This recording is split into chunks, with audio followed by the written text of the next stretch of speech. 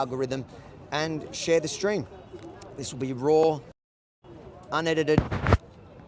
You get a behind the scenes of how we create and produce our full video reports, bloopers and all. Share the stream while you can. I'm going to head to where it starts. I might actually try chat to this man in a minute because he sounds like he's passionate. Yeah, we'll chat with him. Just give me a minute. So yeah, definitely guys, share it out. We've already seen a lot of anti-war signs. Some people in the comments are already saying this is an anti-Bibi protest.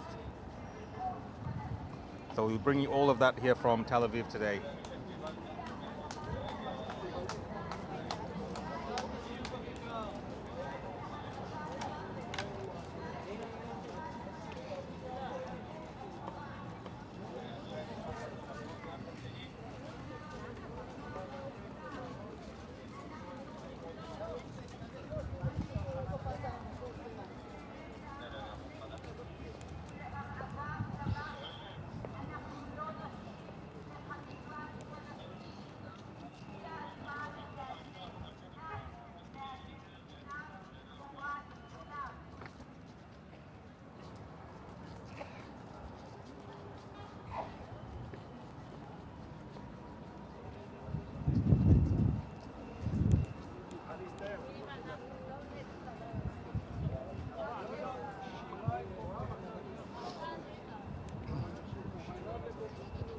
Guys, if you're joining in from Australia, what are you guys doing up so late?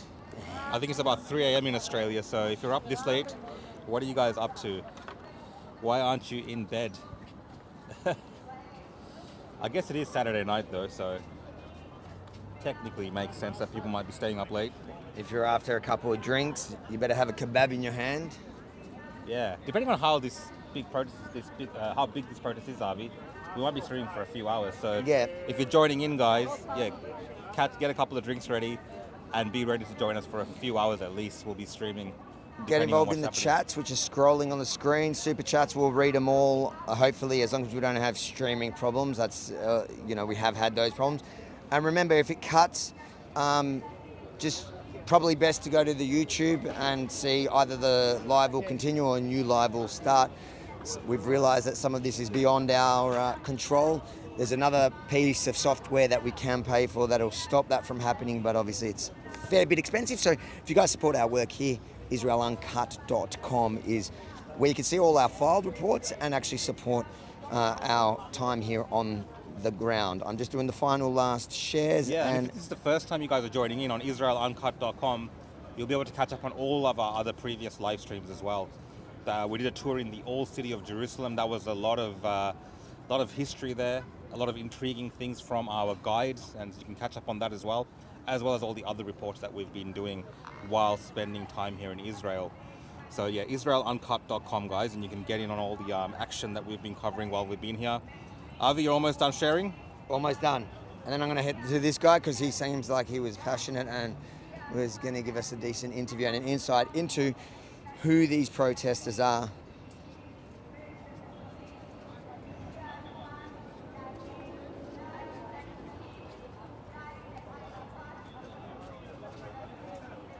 Definitely. I mean, compared to the police in Melbourne, the police here do seem a lot more chill, a lot more relaxed, at least for now. All right, let's do this. Let's go. I'll switch to the... Come. Hey, how you doing, sir? Do you speak English? Yes. Can I ask, because we did walk on. But You don't want to see the camera? No. Oh, no dramas. All good. We were just interested because we saw Okay, but you can speak with her for example. Okay. Can we talk to you from behind? Do you want to speak English? Do you want to interview? Oh, it's all right. We'll walk to the protest. I just saw you. Australian. It's an Australian. Okay. How you doing? Wait, it's before. Who are you? And We're from an Australian. Australian. Yeah. Okay. What are you guys doing here?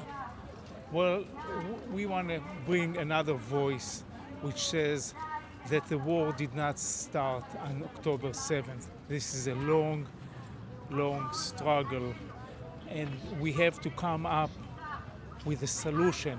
The continuing genocide that Israel is committing is a long-standing practice of the Zionist movement since it started. And every time Israel thinks that they would go crazy and they would do even worse thing to the Palestinians, that will somehow deter the Palestinians for demanding their rights. Only political solution is viable. The continuation of the war is atrocious. It kills innocent people on a daily basis, and we have to put an end to it. We stand here and we say the occupation of the West Bank and Gaza before it is the essence of why there is a war. And that we say we have to look at the occupation, understand that's the cause of the struggle, the continuation of Israeli government displacing Palestinians, killing Palestinians, brings more killing and more killing. So there's a lot you said there. So just out of interest, you say the genocide didn't start on October 7. You're saying that we hear this a lot in Australia. The genocide started when? Well, it's a playing with words. People have been displaced and killed since the beginning of the Zionist movement. Israel hides what happened in 48 and the atrocities that were committed by the beautiful Israeli Zionists that created the countries. It's one big myth. It happens all through the years, and we have to put an end to it. Because I've never heard this from an Israeli. Are you anti-Zionist Israeli? How does that work?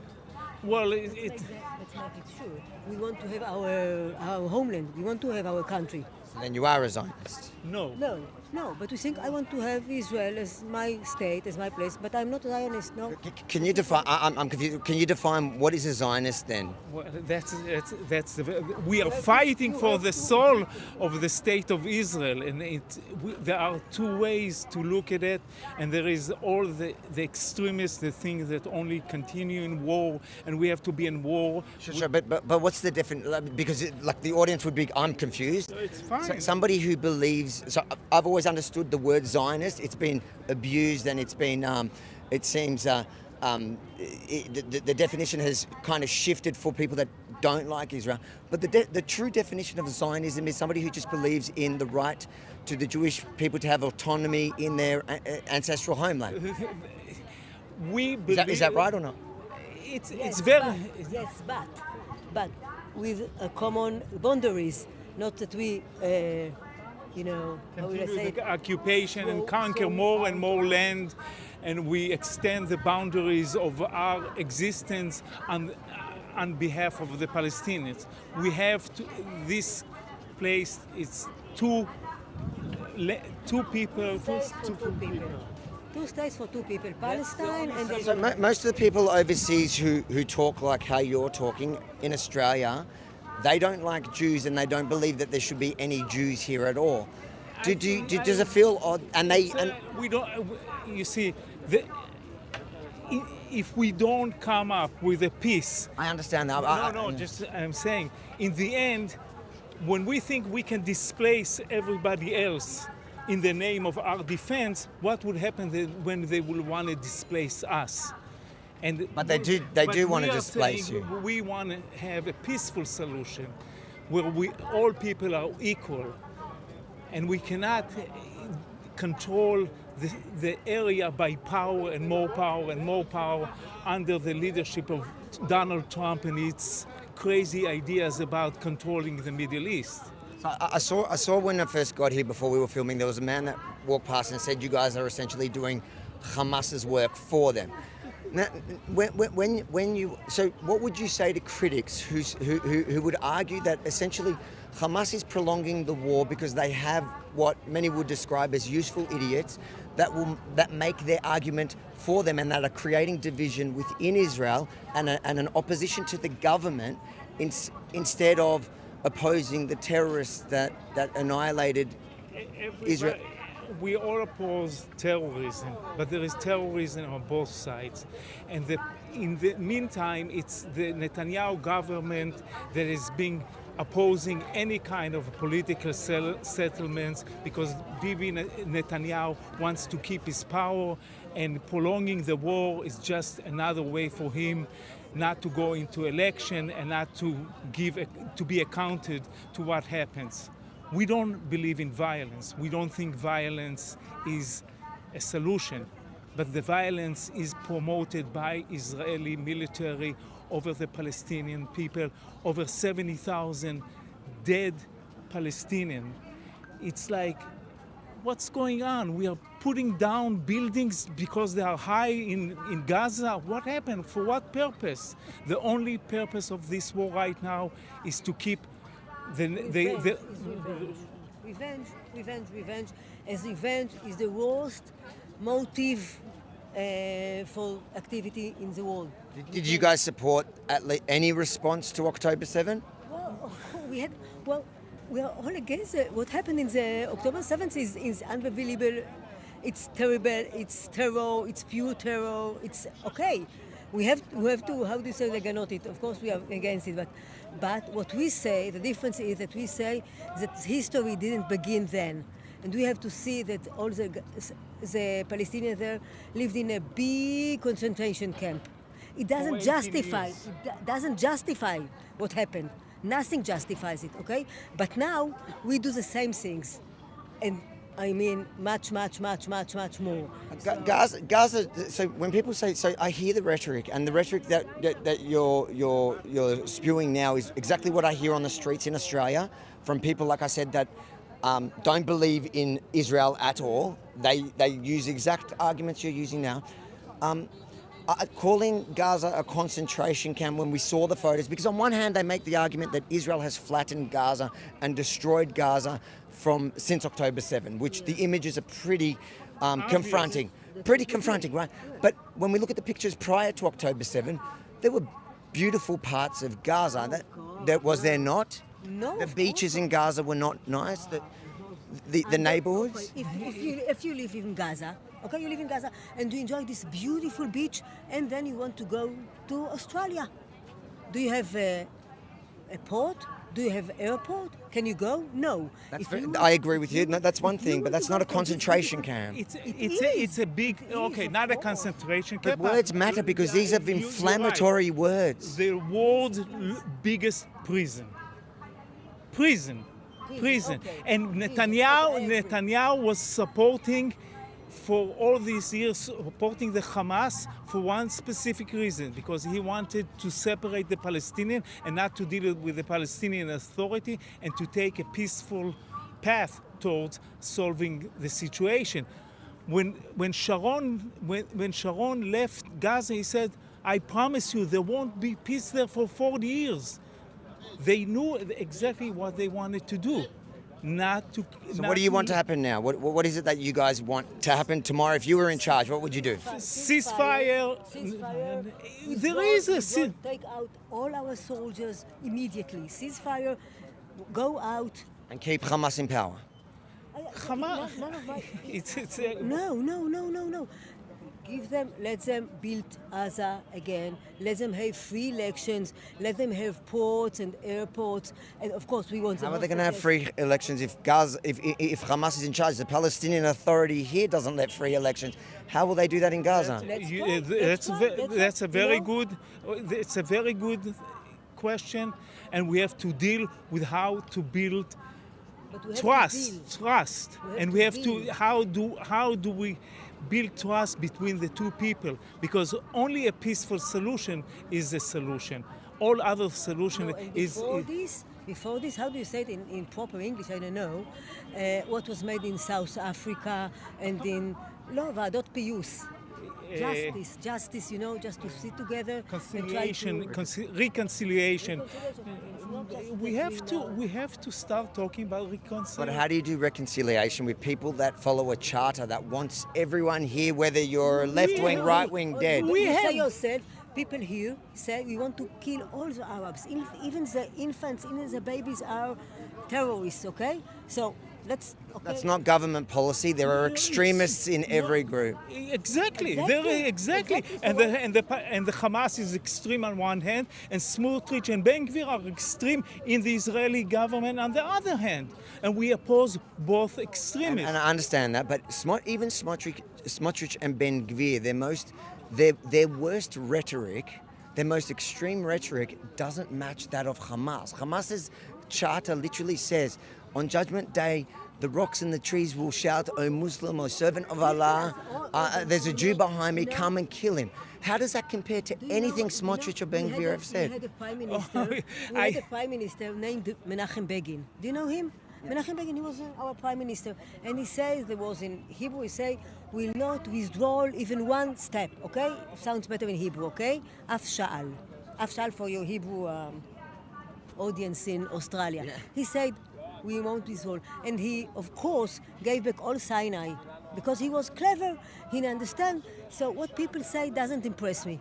Wrong. What Smotrich says impresses me. But what Hamas says doesn't impress me. Let me give you an example of why there's such a complete contrast in the governments, in those extremes. The fact that you guys are here and you're saying what you're saying, which is quite extreme rhetoric, that like when you say genocide and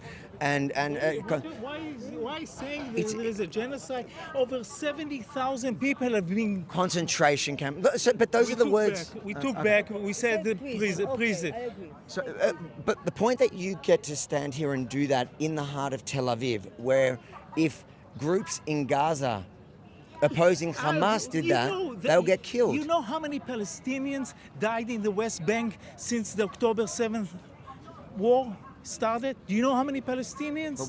How How does many that- how- Palestinians died by Israeli troops and by settlers since the October 7th war? Over 600 dead Palestinians. They're not Israeli, so what I'm saying to you. We but- kill them. But what I'm We saying- kill but them. what I'm saying to you, the my difference in- My daughter was beaten up by 10 settlers, by 11 settlers with rocks, stones. And the government says, we don't know what they are. How can you identify them? They are masked. There is an established terror by the settlers in the West Bank. And then we ask On ourselves, behalf of the government. But are you seriously comparing the freedom of speech in Israel to the freedom of speech in the Palestinian Authority or in Gaza? You're comparing it? of course. Of course not. That's how I live here. I live here. But you're That's free my- to. My point is, you're free to do this. Who is Right free in now, Gaza right City? now. If not for long. No, even did you see the policeman before? You saw that they But went all I'm to saying him. is, in Gaza City, if somebody tried to oppose Hamas, they would get beheaded. But it is not. It's under my- it do is you not want me my- to it is take not my respons- responsibility. Who is being supporting Hamas? What I'm Who is being supporting Hamas for the last 15 years? Getting money from Qatar to Hamas. Who is being doing it? Only Bibi Netanyahu. He is being supported. He gave them weapon. He gave them power. He gave them everything. And now he says, "Oh, so they're extreme. Now they're extreme. Yes, they're extreme because that's how That's they what do." they built. It started with yes. What's a group like? What's the group? Are you guys like from a certain political group? No, it's called looking at the occupation in the eyes. So your one issue. This is your one issue that you guys are. The issue is that We we. have the basic issue. Like, are you part of a political party or something? No. I've never been. Have you been outside of Israel to the protests, the anti-Israel protests around the world? Yes, No, I've been sometimes in Spain, and now we have been in Austria, and we said we are from Israel. We didn't hide. We said we are from Israel. We're against what our government does, and more than that, we say, please stop supporting us. Please stop selling weapons to our government. That's what we said all over the world. Are you not worried if Israel doesn't have any weapons? What do you think? What would happen? Do you not believe that? Do you not believe that saying that if Israel put down its arms? So automatically, it's so theoretic. So what? It's It's not theoretical. October 7 No. was an example of it, was it not? It's an example of what? That if power and killing is not a solution, that is what we have to understand.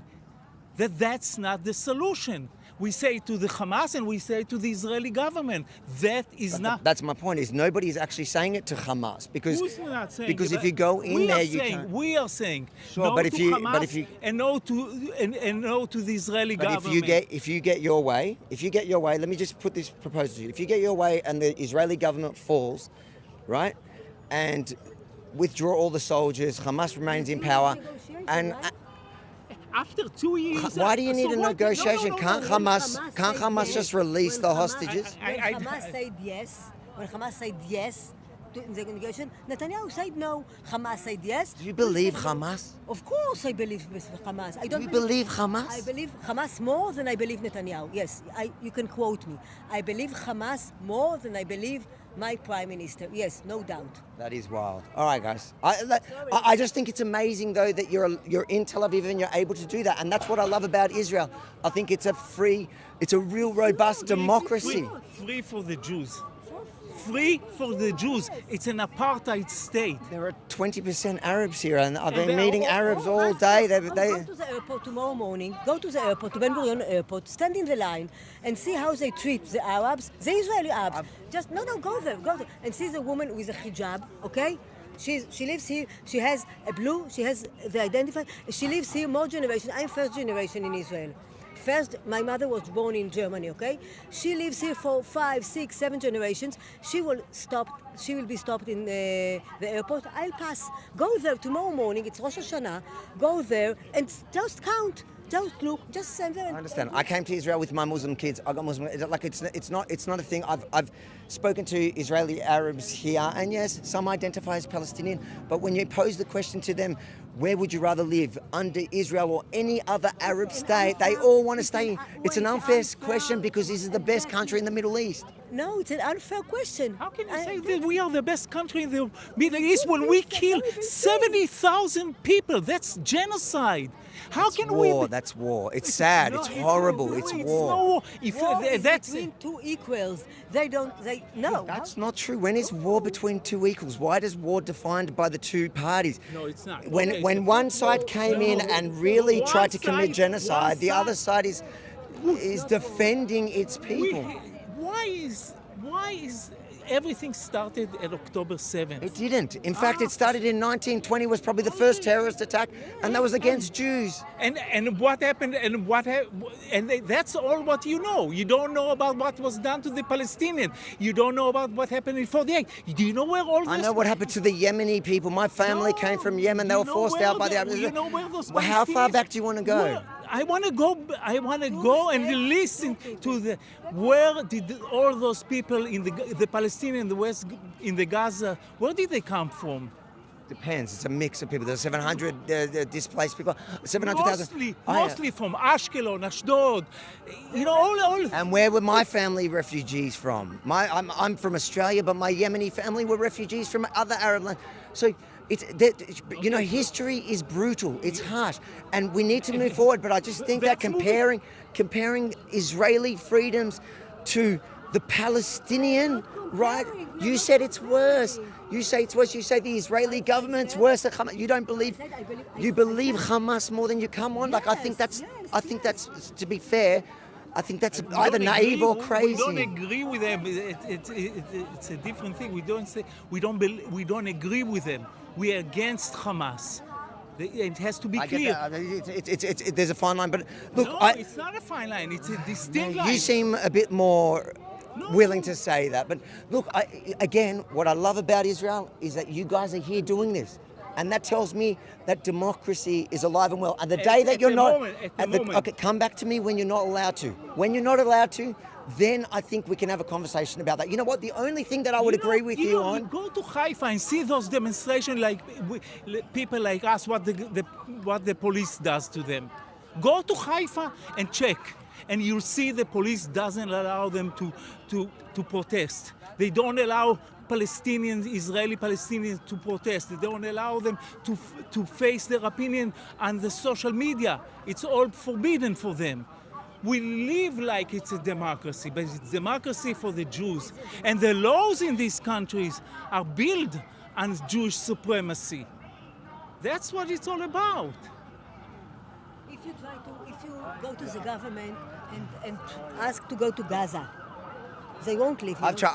I went into Gaza, but I didn't get. I would love. I think that they should open it to more media. Of course, I, democracy. You have nothing to yeah, but you can't go to the front of the Ukraine war either. What do you criticize the Ukraine war? Years. Do you criticize the Ukrainians for not letting journalists at the front line there either? Hey! You do? We are talking now here. I know, Yes, but I am you against think every construction that you put over democracy and freedom, of course, all over the world. and I agree. In South I agree. Sudan, I think you can. North I think Korea, You know how many journalists we killed? Over 130. how many of them were members of Hamas? Like I get. How How do you know How how many? I'm just asking you. I'm saying. Let's say half of them, okay? Let's say half of them were Hamas. And what about the other half? That's okay with you? No, That's very okay. sad. Very sad. It's not sad. It's a crime. It's not sad. It's a crime. It's a crime. It's a The crime intent matters. against humanity. That's what it If you is. can prove that the Israeli forces go out of their way with the intent, like Hamas did on October 7. How do you know why this- intention? Wait a How do you second. know? Wait, I know the intent that Hamas had because they live streamed You know it. the intention of Hamas and You you don't know know the the intention of of the Because Israel. there's nothing that proves it. Israel is only leading a war, and the Palestinians cannot have a war. They can only have a massacre. We have planes, and we can drop bombs, and therefore we do a legitimate war. They do not have There's a a legitimate. there's a very big difference between the intent, so going house to house, butchering, What are we raping, doing beheading. in That's what we do now. Well, absolutely not. Show That's me that. exactly- We absolutely not. You're distorting the truth. It's so sad. Putting There- down there is an organization- buildings in Gaza, just be, Actually, putting down buildings in Gaza just because they are tall. After 2 years of war, Hi. after 2 years of war, suddenly those become a terrorist places. Israel, we look at the Israeli government that is talking about making deals, land deals with the Americans after they will displace all the Palestinians from Gaza. There is an organization called Shovrim Shtika. How will you say it in Hebrew? Shovrim Shtika, how will you say it? Soldiers that served in the territories, in the West Bank and in Gaza, they will tell you, Shovrim Shtika, to break the silence. I know that. Okay, so There's- go, again, Israel is a robust talk democracy. with them. You've got. Talk I'm with happy to them. talk to them. Talk about the I'm- intentions. Under being an extreme attack by the Netanyahu government. Thank you. Good, God bless you. Look, I'm happy to talk to anyone here. Let's go. Let's walk towards. Where is the protest? That way. Let's go that way. Thank you. Australia. That's the one, God brother. bless. Thank you. What do you think about all that? Mixed opinion. I'm here, but let me tell you something. There's all sorts of signs here, and they're not all the same signs. So it's a mixed. There's some of them more extreme than others. So, but when you go, but the common ground is, I mean, I think that Israel didn't do enough to create an alternative for the war. And when you're not doing enough to create an alternative, you're cooperating with the state of war. And as well as there are extremists on the Palestinian side, there are also extremists here. But here we may not face to that fact or to the truth, but it's a fact. They have different ways. But they're doing, from my point of view, you can look at it that it's not just a war between Arabs and Jews. It's a war between extremists and moderate people, and people who want peace. And the problem is that on both sides, the moderate people, the 70%, let the 30% take over and do whatever they want. And that's the problem. Like I would argue, in Israel. That's my opinion. Yeah. No, but I would argue in Israel, at least, like when people say you need a regime change in Israel, how many elections? That's a different story. No, sure, but it's when you're talking about the extremists taking the conversation here. Are you talking about within the government here? No. When I'm talking about extremists, I'm talking about the situation. The situation. The situation. We're not on the same page completely, but we have something in common. Never mind. Yeah, the Israelis. No, They're no, human no, beings. no. We're left. Also, we're both left. No, I know. But he's not. Never mind. I like him. He's not All- detective- he's I not like him all the detective. same. I've never seen a I like him all the reporter same. who's But I What did think you it's ask? No, fascinating no. to see this because Yeah, I just don't. you To asked me, yeah. So I'm saying the extremist is concerning the situation around the Palestinian question. Okay, even within the 50% that are so-called right, most of them, or at least half of them or more of them, I don't think they want war. I think they're willing to negotiate. But people are easily led. People, they put a vote on a party and they don't take time to think what does that mean when they're putting a vote to a party. And what exactly that mean. They don't take the responsibility. But if you dig a little bit further, you'll see that they don't want war. But they vote for someone and they don't care so much.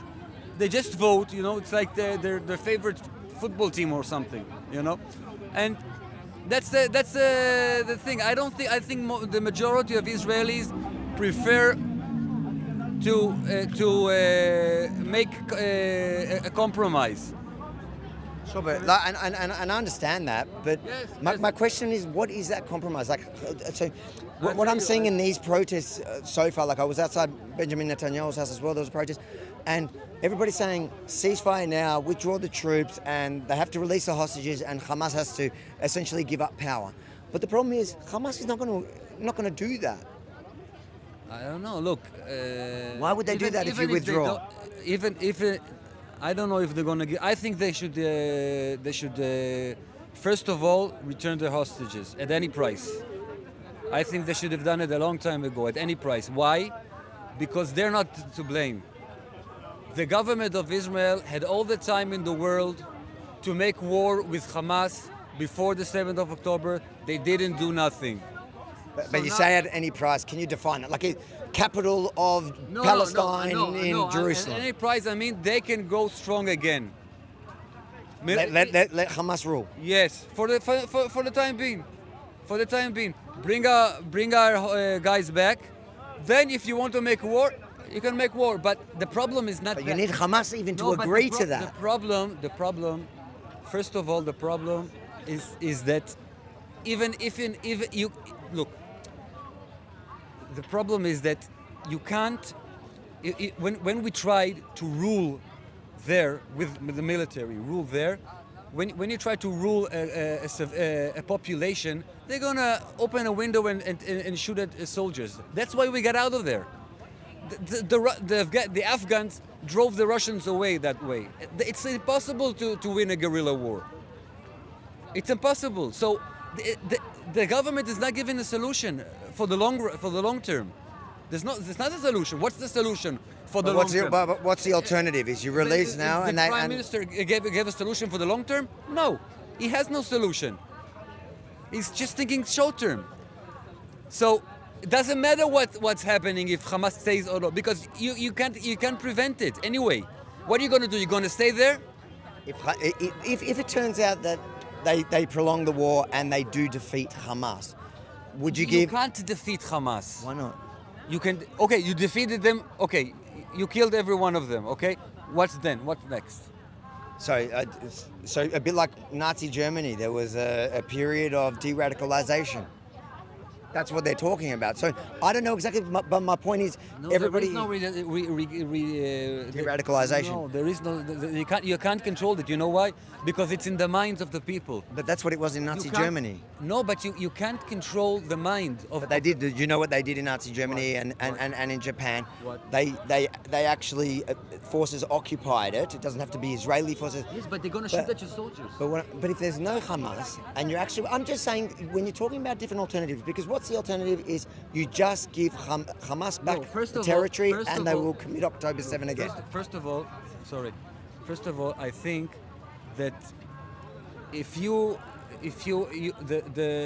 first of all, I'm not sure there's no easy solution. That's for sure. There's no easy solution. If there was, somebody would have done no it. easy solution. But that doesn't mean you don't have to try. Doesn't mean you have to stop trying. You have to try. What did the government refuse to try? They refused to give the Palestinian Authority what they wanted. For example, East Jerusalem and the settlements. You can take off a lot of settlements. But the government's argument would be is we gave Gaza for peace and look what we got. That's not an argument. That's not a reasonable argument. Why not? I'll tell you why. Because it's the Palestinians who live in Gaza and the Palestinians who live in the authority are the same people. When there's a war at the north, I go from Tel Aviv and fight in the north. I don't say that's not my problem. The same from Gaza and the territories and Judea Samaria. If we don't do peace, if you don't make concessions over there, the Gazans are fighting also because of that. So then what you're saying? It's ridiculous to make that argument. But then what you're saying is unless you give the Palestinians, both the Palestinian Authority and whoever's ruling Gaza, Hamas at the moment, unless you give them everything they want, it's a perpetual war because otherwise. First of all, you have to ask the question: what is justice? What is justice? What is just to do? I would say personally, that at this it's not time. personally. No, but what I would say at this time, I would argue, is essentially ensuring that those responsible for October 7 are held to account, and secondly, ensuring that it can never ever happen again. How are we going to do that? Well, I'd say right now the best option, personally, is you got to keep fighting. It's horrible, but you've got. Look, we were in Gaza. We were in Gaza with soldiers on the borders with Egypt, and they killed soldiers every day there because it's easy. They just open a window and shoot, and that's why we got out of there. Because we don't. Well, that's a kind of a distortion. The disengagement from Gaza, What? Ariel Sharon, the whole disengagement from Gaza was a very political thing at the time. It wasn't about the shooting. No. It's about no. It wasn't about the guerrilla warfare. It was a lot of pressure internationally, which people at the time were very upset about. No. It's not right. It's not correct. That was the situation. They were killing our soldiers. It's true that also the Prime Minister Ariel Sharon has had private affairs and he wanted to, but it doesn't matter. It doesn't change the fact that he changed. If that was the reason why they did it, then they would have disengaged from the West Bank as well. So They did. They didn't disengage from the West Bank. They did. No. What happened in the first Intifada? The first Intifada in '88. Yeah. There was an uprising. There was still no shooting, just uprising with stones. That you know what? That made us. We were inside their big cities, strolling at the boulevard of the big cities. We didn't want to leave. They made us leave. How? Because they made uprising. We didn't want to leave. If you would ask, even in 1991, there was an international conference. But they didn't disengage like they did in Gaza. I better move on because we've got to actually get to think. It was nice to meet you. Good conversation. Thank you. I love that in Israel you can have different opinions, and that's my point to them, is that you can have whatever view you want about Bibi Netanyahu. I don't really care about like that. Yeah. My point is to stand here with a straight face and tell me that the government in Gaza is some way comparable to the. Look, between us. Look, I don't agree exactly about everything. I know where you're coming from, and I don't exactly agree. We're not on the same page. Look, but I like you. but I told you. You did say they're very different. They're different.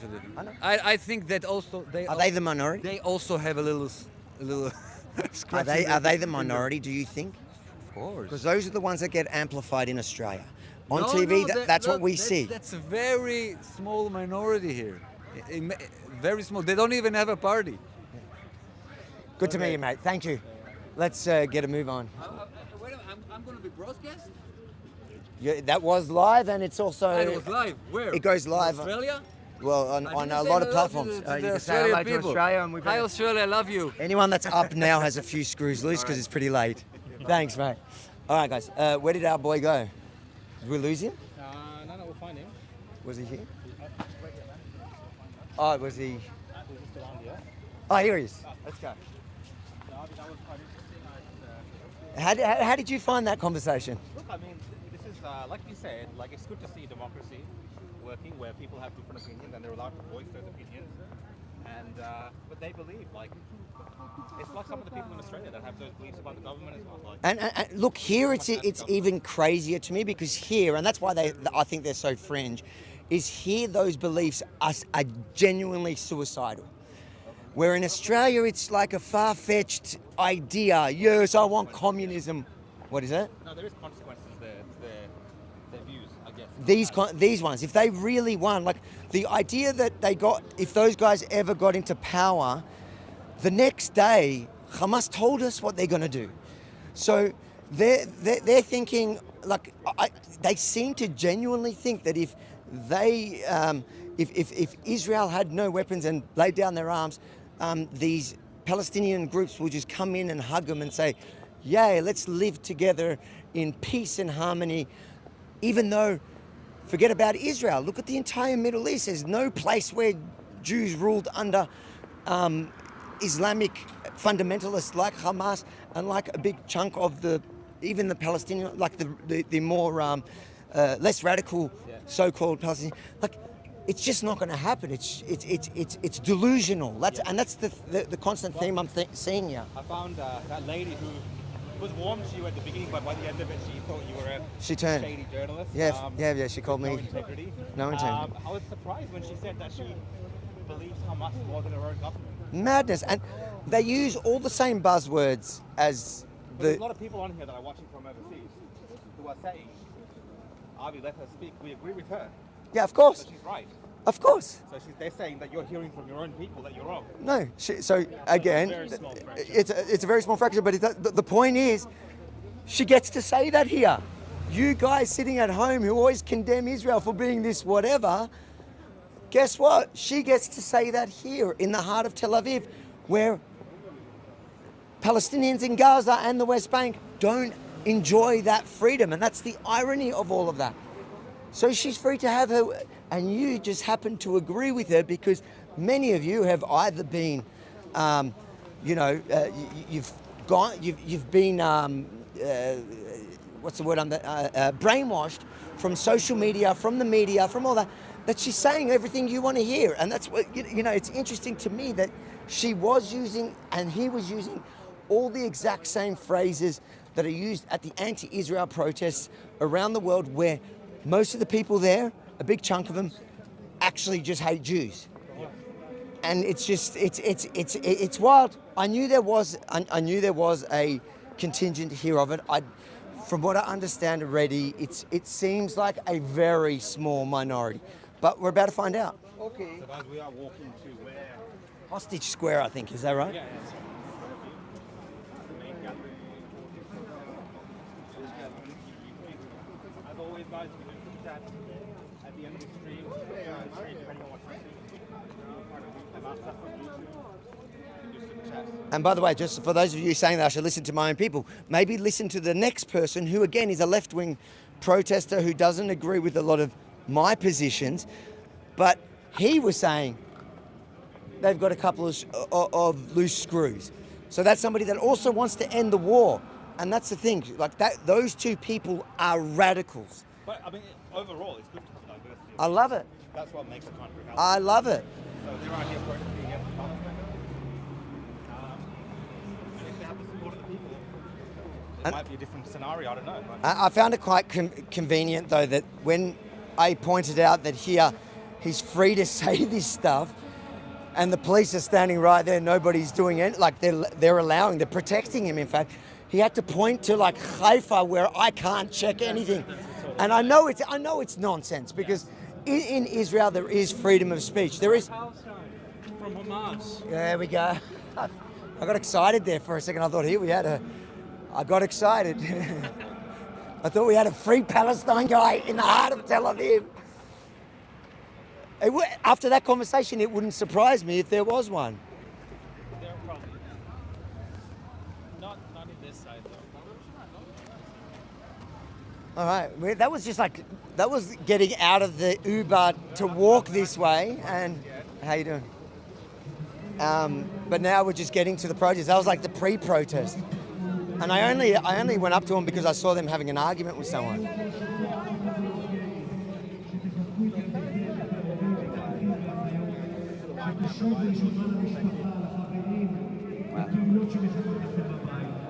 All right, here's the protest.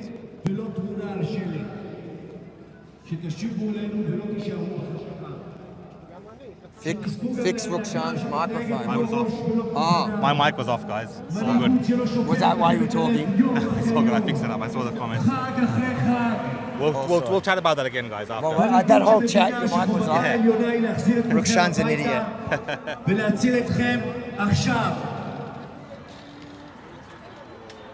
It's basically when we interview, we want his mic off so you guys can hear better the interview. Let's get an idea of what this protest is like. I might do an open. I'll do an open now for the report. Yeah. Maybe we'll go to the other side, get an idea.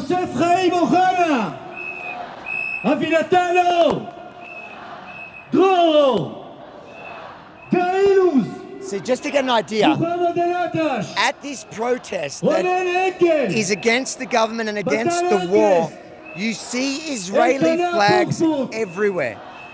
So that kind of indicates that those two people are on the fringe. Most people here still support the state of Israel and love Israel.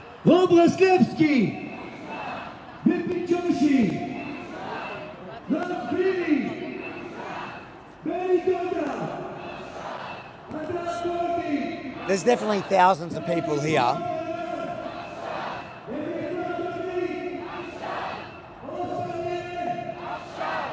So they're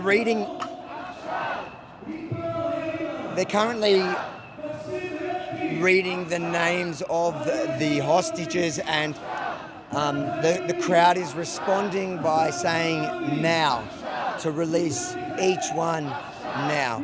It seems like a message to the Israeli government, I feel, because they think that the Israeli government here is not doing everything they can to actually release the hostages.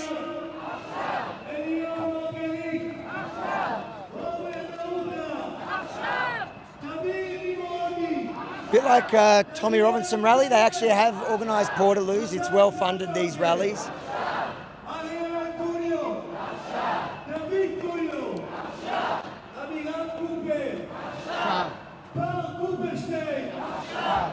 It's quite a decent turnout. I'll do the open here. Is this? So here. Oh, come. Come around.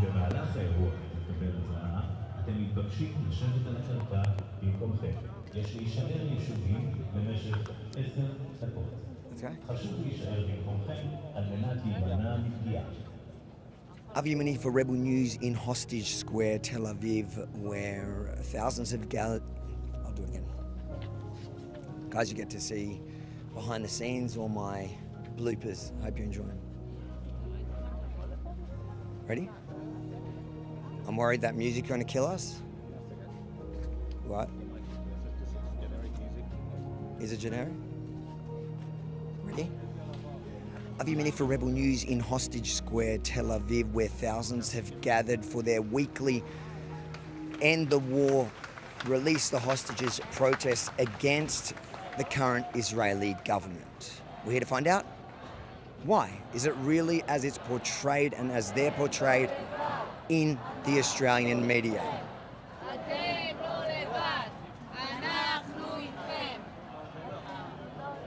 That was the open. There you go, guys. That's how I produce an open.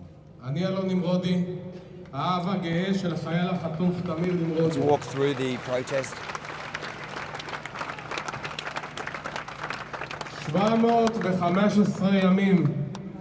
715 ימים של תופת, ללא שינה, חיים מתים.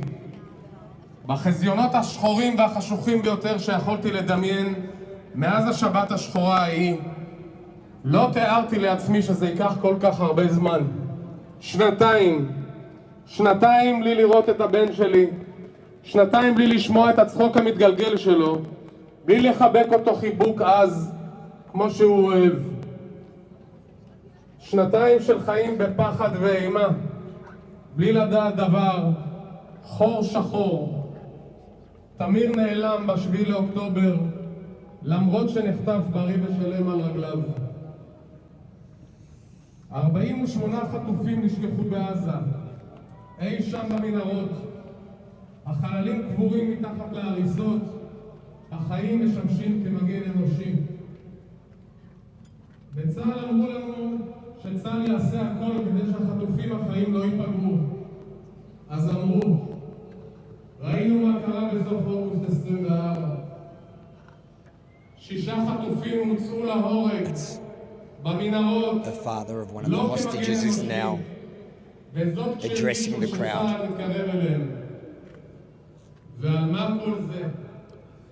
על זכיחות, יוהרה, זלזול בחיי אדם, הקרבת חטופים וחיי חיילי צה"ל עבור כיסא, עבור שלטון. The crowd's so large that a bit like the Tommy Robinson rallies, they have screens all around. I'll give you an idea of the size of the crowd. עבור ממשלת פח של מוגי לב, פחדנים, אנשים קטנים, מושחתים, פושעים, עבריינים. I want to go like to the edge. ביבי נתניהו.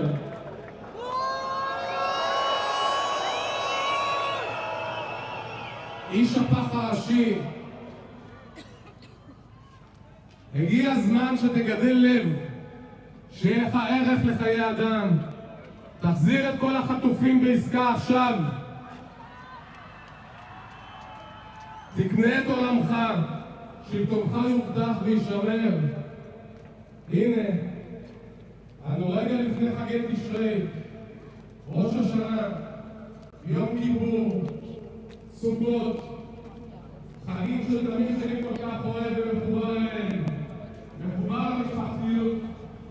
עוד חגים שלא אוכל לחגוג, לא לציין, לא יכול לשבת מסביב לשולחן אחד עם המשפחה, בלי לדעת מה קורה עם הבן שלי. איפה? אתה ביבי, אתה יודע איפה הבנים שלך. אנחנו לא.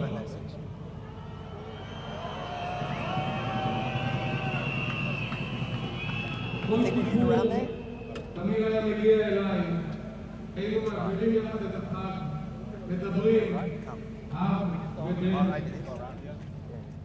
ועכשיו אני בריק, ואקום, חושך. ביבי, בפתחה של השנה החדשה, שנה יהודית חדשה, תראה לנו מהם ערכים יהודיים, תחזיר לנו את הבנים והבת הביתה, לא בלחימה מסוכנת וחסר תכלית, אלא בעסקה כוללת מיידית. אחר כך נטפל בכל השאר. עשינו זאת בעבר, נעשה זאת בעתיד. כיפור מתקרב, תכפר על עוונותיך, על העוונות של ממשלתך המיליטנטית וחסרת האחריות. ביבי, אתה ויתרת על הבת שלך. אנחנו לא נוותר על הילדים שלנו הנמצאים אי שם במחשכי עזה עד טיפת דמנו האחרונה. Can you see the screen so you get an idea of the size of the crowd, or is it a bit far?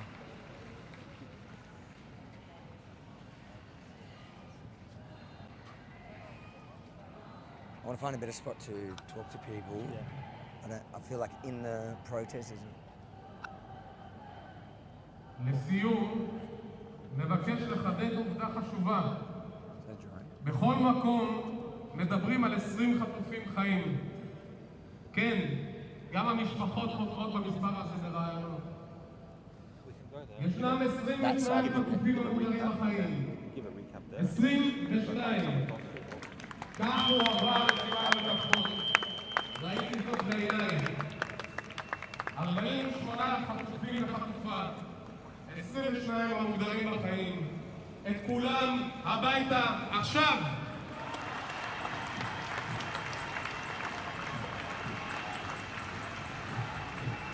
All right. So, now that Rukshan's mic is back on, My mic is back on, guys. We'll have a Let bit me of a just get chat, it and then we're going. going to go find a good spot to kind of talk to people. I like the entry point. I feel like it was a better Yeah. place to talk to people. Right now they're listening to speeches.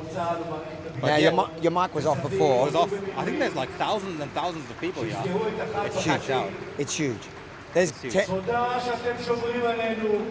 over 10,000 people. 10,000? It's Yeah. big. And look, I think the criticism you get from the other side is that a lot of these people are just anti the Netanyahu government. When they say Netanyahu doesn't have a solution, one thing that's become clear to me, maybe it's true, but these guys don't seem to have a solution. And when they do, their solution is withdraw and let Hamas take control of it. Yeah. What I was saying before was that you might have missed because my mic was off. The first lady you interviewed, she said she believes Hamas more than her own government after seeing the atrocities that Hamas committed, because they here primarily for the release of the hostages, which Hamas took. But she still believes them more than the Israeli government. What do you have to say to that? Like, that again, to me, that just demonstrates the robustness of Israeli democracy. The fact that you can stand here in the heart of Tel Aviv and say that openly in front of police means that, and the thing is, she denies that there is any kind of comparison, that in the Palestinians don't have that right. Like it's clear as day. In Israel, you can criticize the government, you can attack the government, you can call for them to fall. In fact, you can also, to the detriment of Israel, talk about trusting Hamas more. Imagine trying that in Gaza or even in the West Bank under the Palestinian Authority. She's a cooker, but she's clearly in a minority, even in this crowd. If you just kind of pan over the top, you can see how many Israeli flags there are here. And that's, to me, that's a striking difference between protests here in Israel, between the right and left, and protests in Australia between the right and left. In Australia, you will not see an Australian flag at a left-wing protest because they all hate the country. They all hate everything about our existence. Whereas here, they just don't like the government. They don't like the right-wing government. They think a left-wing government will... Well, we did hear a massive boo when one of the fathers of the hostages mentioned Bibi Netanyahu's name. There was an audible boo across the crowd. And look, and you got to remember, before October 7, there was a big movement in Israel that were protesting. It's a lot of the same people here were protesting the judicial reform. They were protesting the Israeli government already. And this is kind of the continuation and offshoot from that movement. I think the majority of people we're talking to and the viewers can see, they're saying that they need to release hostages now and Hamas can't be in control. Their way of achieving that seems a bit delusional to me, but we'll continue talking to people. The first couple, clearly what we would call as cookers in Australia. We have them in Australia because we also have free speech in Australia where you can, to a degree, just criticize. You can criticize the government whilst they're trying to crack down on it, but you can. And people are free to have bad opinions. They're not in Gaza or the West Bank. They're singing the Israeli anthem, another example. They're singing the Israeli anthem, something you wouldn't see in a left-wing protest in Australia.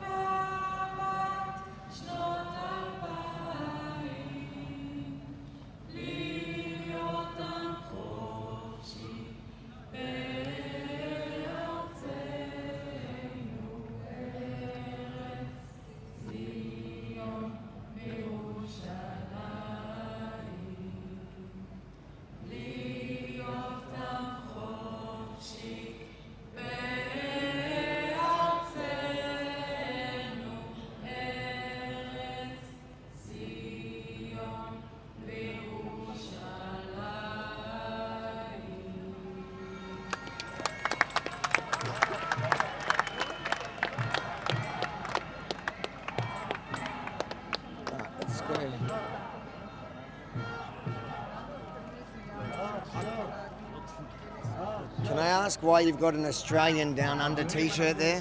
Why not? No reason. We like it. Oh, you just... My kid brought from Australia? Yeah, he was traveling there. Can I ask why you're here at the protest? You know. No. All right. I like the t-shirt though. Yeah, okay. So we found one Aussie t-shirt amongst it all. You see, they're even more patriotic to Australia than they are in Australia at left-wing protests. Notice that.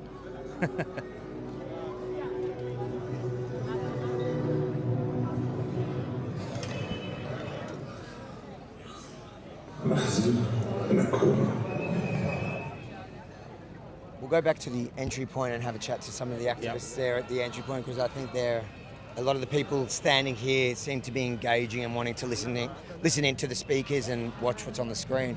So it might be a bit harder to get those people to talk. The protests, like, compared to like Australian protests, are a lot more, I guess, what's the word I'm thinking of? Solemn. I guess it's the issue, and it's a real issue here in Israel. It's not some, like the pro-Palestinian protests in Australia. It's about a conflict on the other side of the world. For people here, it's their reality, it's the real world, it's their life, and they just have an opposing political opinion. I wish Australian left-wing protests were this peaceful, to be fair, and this patriotic.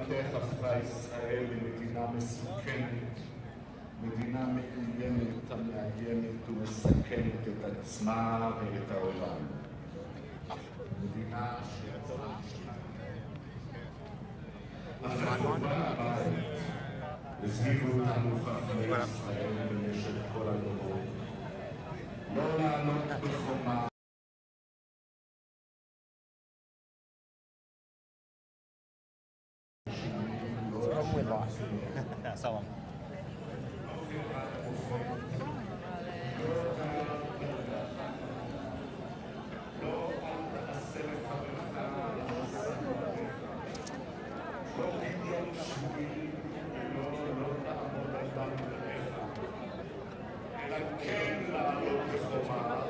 How you doing? How are you? Well,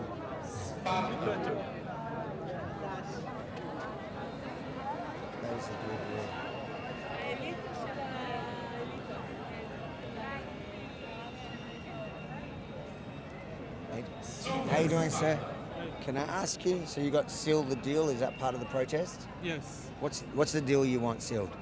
I want that all the hostages will be returned, end the war, and hopefully even a deal with Saudi. And Like the Abraham Accords extended? yes, we have a choice to do it.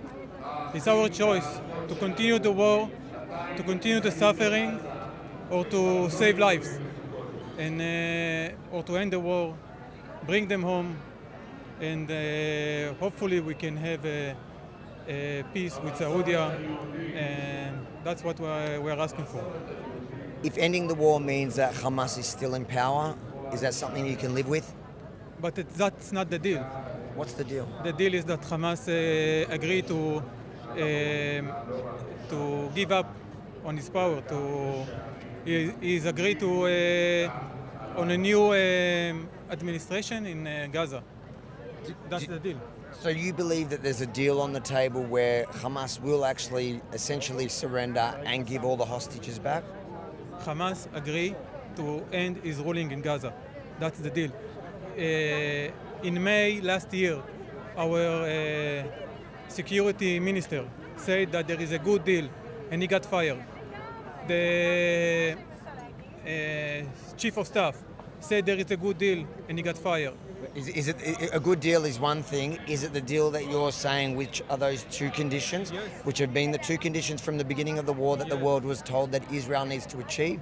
That's no Hamas rule in Gaza, and all the hostages are coming home. Yeah, that's the current deal. Hamas agreed to it. The military pressure make Hamas agree to this deal, but we have a government that wants to occupy Gaza, to settle it, to bring the Messiah.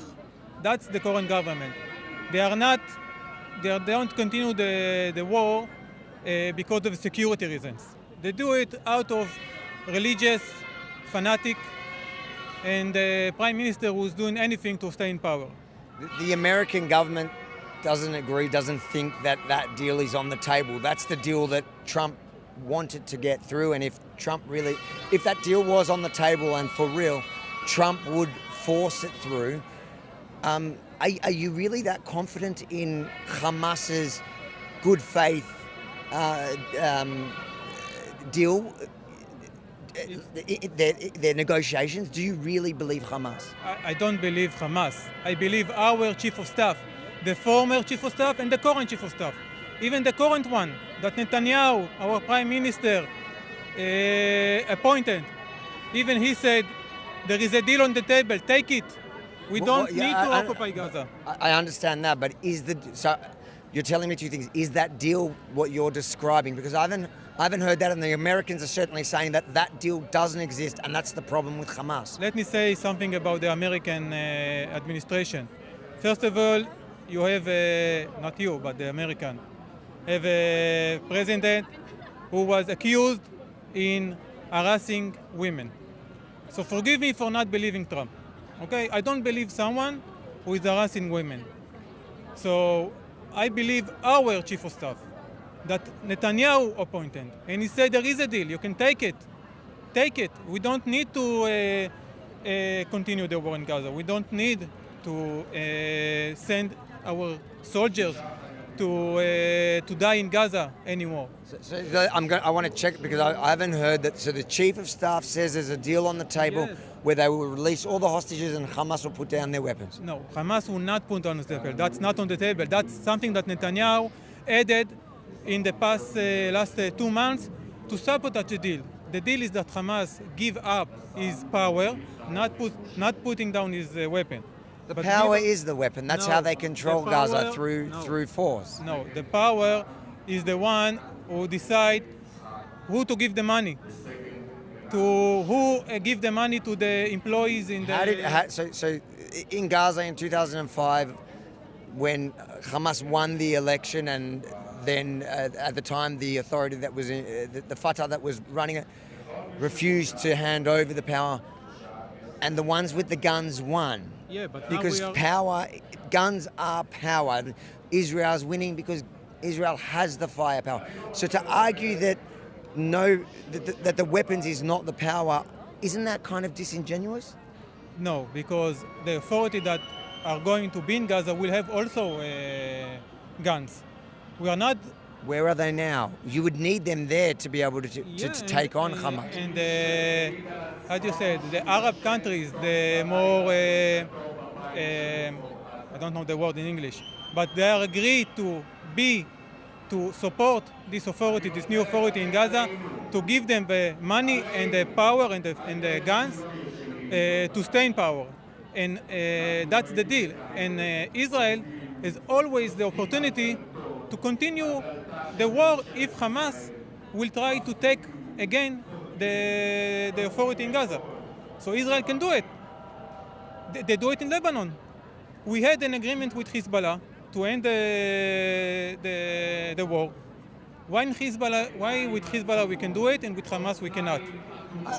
Clearly the wars have been very different, like the operation in Lebanon, the beepers, the walkie-talkies, and the way that Israel pinpointed it. It's clear that they had the intelligence and they've been building on this for many, many years. For whatever reason, they dropped the ball in Gaza. Gaza's also a different beast. It's an enclave. It became a terror base. But I guess if Hamas are serious about it, why don't they just release the hostages and relinquish the power, and that's it? And then the war can end, and Israel has no leg to stand on. Okay, so you can say the same thing about Hezbollah. Why Hezbollah agreed to end the war? Because it was their interest to end the war, and Israel agreed to do it because it didn't jeopardize our security. And Hezbollah is 100 times more dangerous and more powerful than Hamas today, even before and today. They have third of the rockets. Hezbollah still have their third of the rockets. Hamas don't have nothing left, nothing. They don't fire any rockets. There was one today in Ashkelon. They don't have any rockets. There was left. one today. One from one in few months. Okay, but they have, but they're showing that if they could, they would. If they can replenish them, they will fight. They've said that they don't hide that they want to wipe Israel off the map. It's no secret. Hamas will never give up their aim to kill Israel, to eliminate Israel. They will never give up. But we have to think about our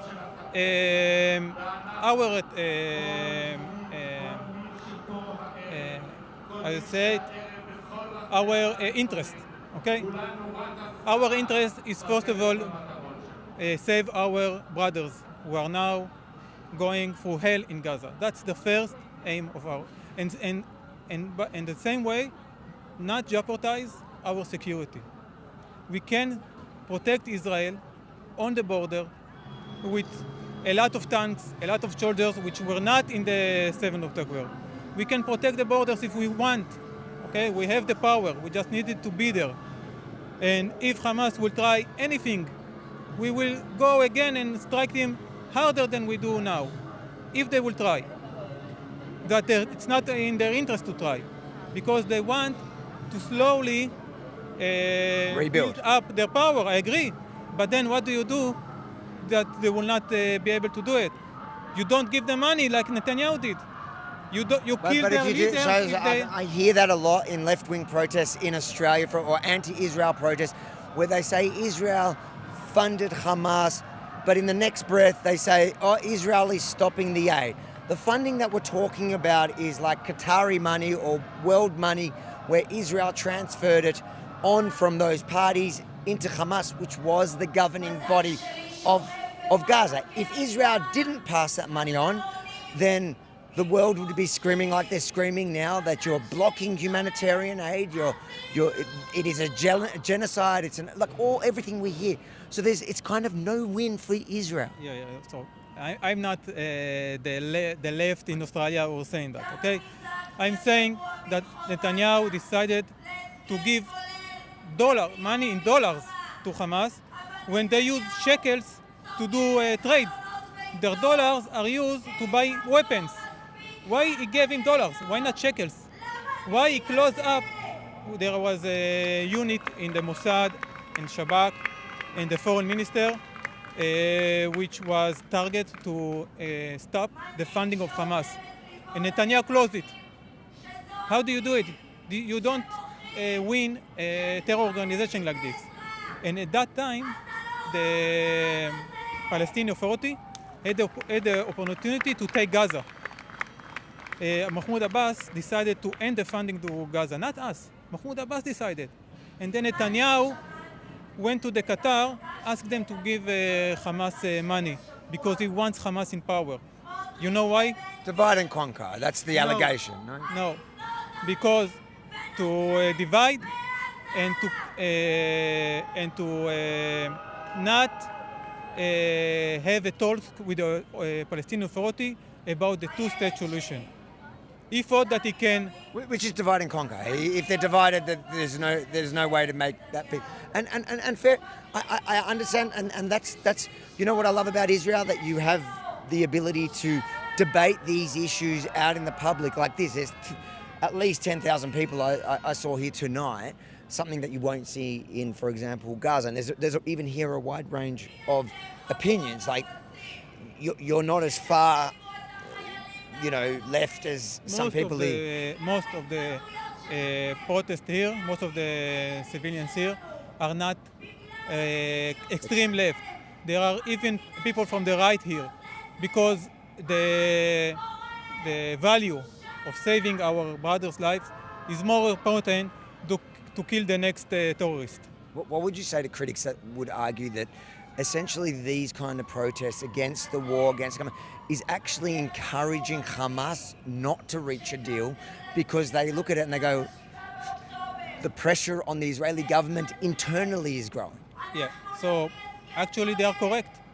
But the situation here that Hamas already agreed to the deal and the Israel government keep sabotaging the deal time after time. Even in the... Can you show me that deal is... Biden for me is a reliable source. Biden's probably not the most reliable not source. Today, He never said that they agreed to releasing all the hostages. He said, you can look up, he said... Can I ask you, prior to October 7, obviously there was a big protest movement against... Yeah, I was part of it. You were part of it, because that's my question, is this kind of an extension of the anti-Bibi Netanyahu protests that we saw before October 7? And there's a lot of this, really, people that just want to see an end of the Netanyahu regime. Yeah, okay. So I can tell you myself, I cannot go into the hearts of other people and tell you why are they here. I can tell you I am here for the hostage. And there are other protests which are anti the current government, which are already also protest. But when I go to the hostage protest, I do it for the hostage. I think that if there was a deal to release all the hostage, and Netanyahu government, after the deal, will still in power, the deal, Netanyahu will sign this deal.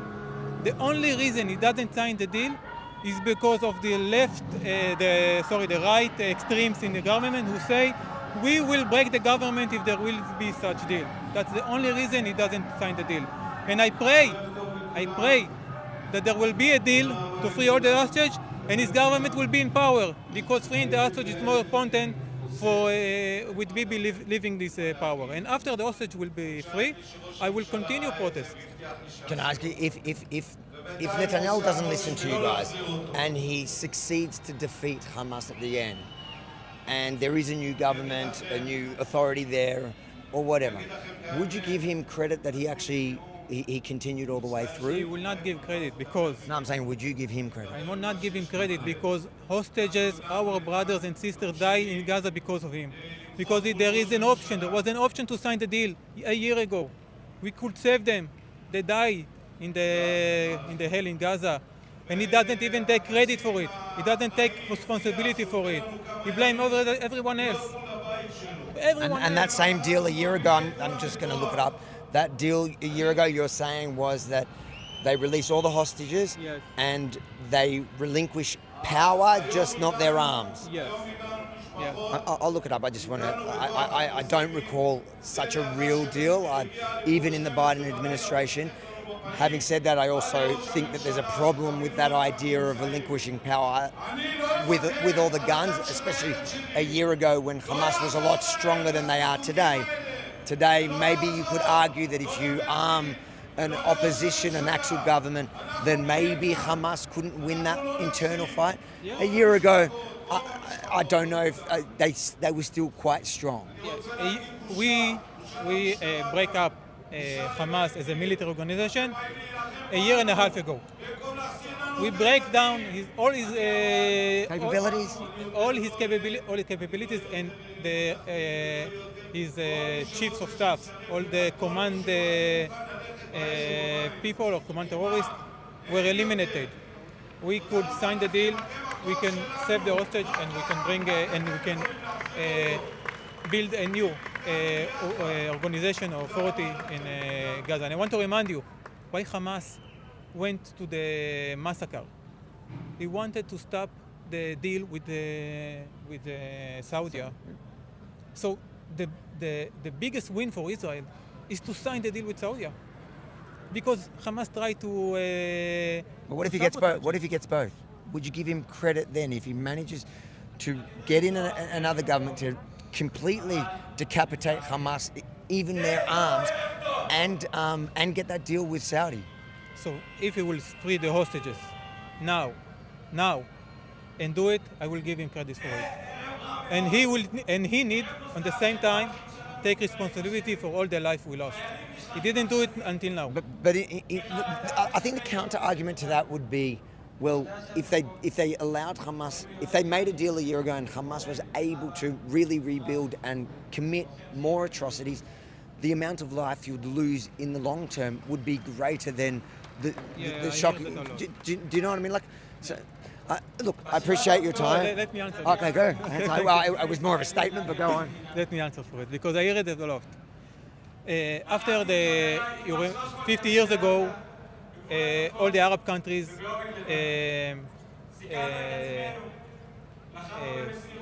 how do you say it, surprised us, and we lost a lot of lives. 50 years, and we didn't have any surprise from any Arab country. Why? Because we learned from that. And now we had the same mistake. And now for 50 years from now and forward, we will not do the same mistake, because we know now that they are capable for it. We can put 50 tanks on the border, thousands of troops, drones 24/7. They will not be able to enter Israel as they did before. We are stronger than them. They cannot do it for us if we prepare. When we are prepared, we are stronger than anybody else here in the region. The same as we are prepared with Hezbollah. Hezbollah can do it, but they will not do it because we are prepared for it now. That's what I want to say, and we can free the hostage. Do you give him credit for the way he handled Hezbollah and Iran? So, as for Hezbollah, I give him credit, but for Iran, he didn't eliminate their nuclear power. He said, Trump said, but it's not true. All the security agencies said they are still have their nuclear capabilities. And if you go deeper into the situation in Iran, they have two, even their demonstration tasks there have two, how do you say it, two parties. One of the parties say we don't need nuclear, we don't need to go to nuclear weapon. It's better not to do it. And the other say we do. After the strike, there are more power to the one who say we need to go to the nuclear weapon now, because they already attacked. We already attacked them. Now we don't have anything to lose. So that's for Iran. So you think that actually the Iran strike was a bad thing? I think the Iran strike conducted in a bad manner. You need to recognize that there is no single war target that was achieved by Netanyahu. Single one. He said in the Hezbollah, they said we need to disable Hamas from his weapons. They didn't do it. In Iran, he's saying he's still doing that. Okay, but it's still after 2 years of war. He said in Iran, throw the government off of power. Didn't do it. Eliminate their nuclear capabilities. I think he said he wanted regime change. It wasn't the war objective. I think it was part of the war. I'm sure underneath, I think a lot of people were hoping and cheering for that, but I think Western powers haven't had much success with forced regime change. So what the strike did? So look, you're arguing that they had no real impact on the nuclear capabilities. I don't know. I didn't say there is no impact. There is impact, but only a few months. And also the top military brass. And I think it was also a test of Iran's real capabilities. And we saw, 20 years ago, I remember people here worried about the war, that's the inevitable war with Iran. And I think this one, people realize, okay, we can actually handle it. But if we don't eliminate their nuclear capabilities, what did we achieve? I want to remind you, we had a deal. There was a deal with Iran, and they agreed not to continue their nuclear until 2030. Okay? And do you believe them, though? Do you think they're a good faith actor? All the security agencies, again, I don't believe them, but it was in their interest for their economy not to do it. And all the security agencies said, even Israel, said they are holding up to the deal. And Netanyahu and Trump ended the deal. Now we are in a situation that they are Maximum 1 year from a nuclear weapon, meaning 2026. In the deal, it was 2030. What's better, 2026 or 2030? And in 2030, Israel, if they wanted, they could strike Iran. So what Netanyahu gained from it is just a political,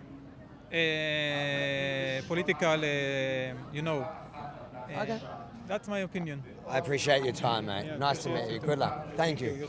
I want to. I do. Let's. Oh, yeah. Check the camera. What? I was going to check something on the camera. It's all good. במלחמת הנצח שהם מובילים אותנו אליה.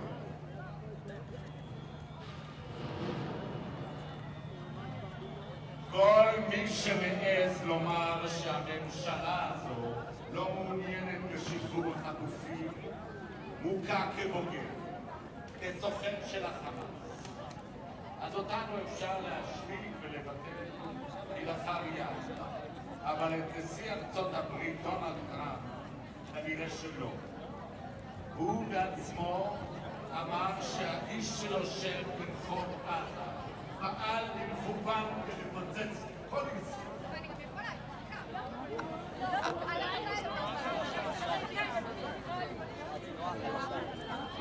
בהתחלה הם אמרו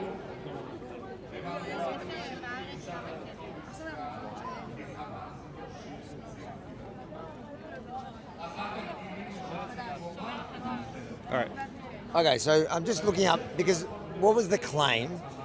The claim was that under Biden a year ago, there was a proposal, there was a deal, and that's a deal that he's saying he wants to seal, where all the hostages would be released and that Hamas would relinquish power, just not lose their arms. Talk with the kids, man. How you going, guys? Where are we? Why are we all in uniform? Is this? We are from the Tnuah Hadasha. We live in Sorana. Yes. And we're here to support. To support what? The family of the We came here. One is organization. Yes, organization. Yes. There we go. That's a word I actually know. And that's Tnuah. Okay. So what is the organization? What does it do? We are teenagers, and afternoon we came to the Tnuah to do, I don't know English. ציונות. We are working in the Tnuah to the little kids, and we... As part of this? No. Oh, you're not part of We're here to support because we think it's very important, and we have hostages in Gaza a lot of time, and they need to come back home now, and we're here to say that we are... I don't know English. We show empathy with the hostages. Okay. Are you part of those people that think that Israel has to end the war now? Yes. And everyone needs to come home now. Okay, so, but if that means Hamas stays in power, because if Israel withdraws, As teenagers, Israel, it's very scared to live like this with all the azakot, איך אומרים?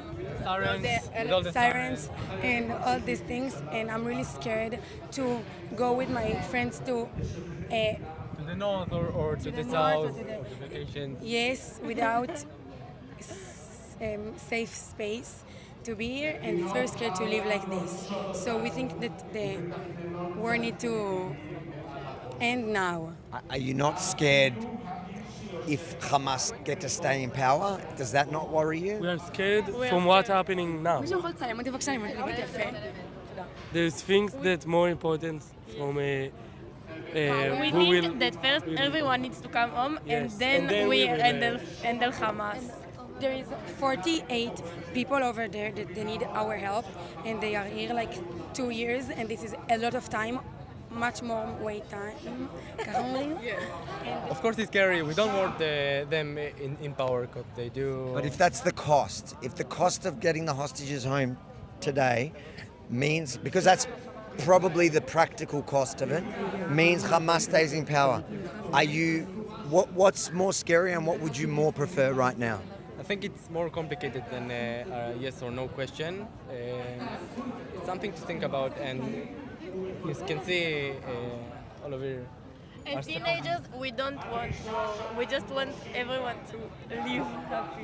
What would you say a better question is for teenagers around the world? In Australia, where I come from, many of the teenagers now, they don't like Israel. They really hate Israel, and they think Israel is a genocidal country. They don't know. They don't know the story. They don't know the plot.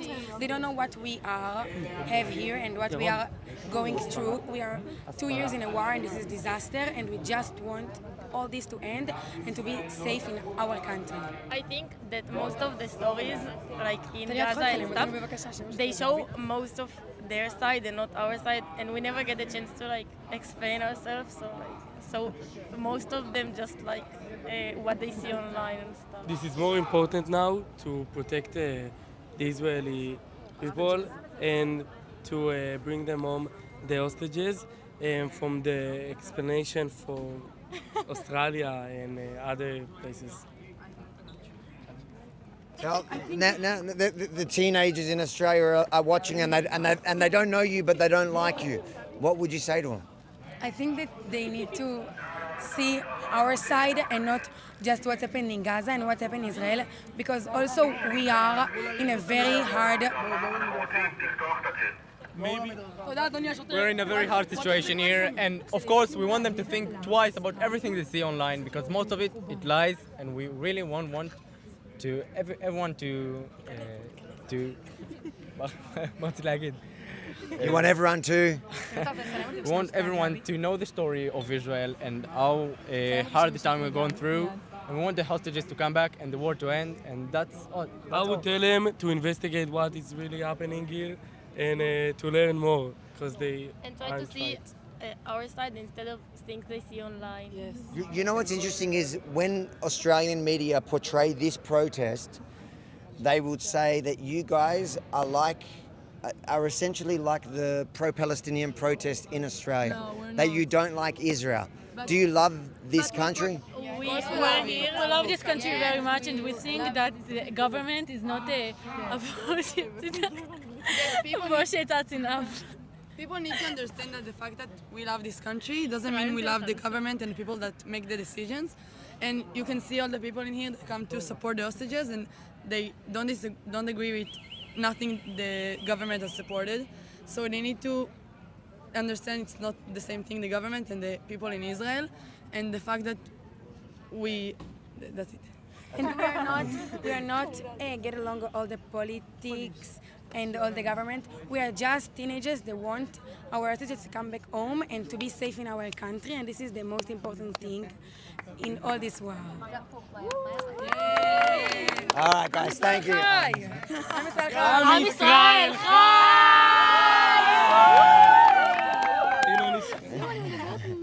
And there you have it. That's It's live at the moment. Yes! Hi, Australia! So it goes live, but also later they make it into a. They see me right now? They see. Our popular channel. Ah, it's live? Let's do photo. Our popular channel. Yali Feder wants If someone in Australia... wants an Australian. לא, אני שמורה. בת נימול.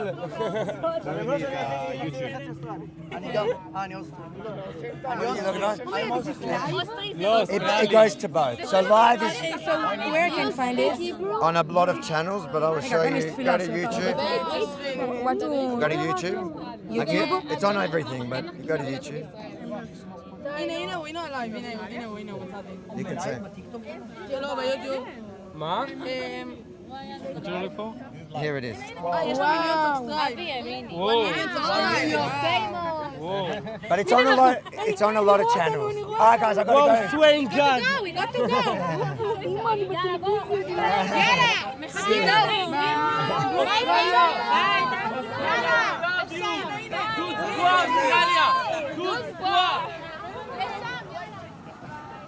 There you go. There you have it, guys.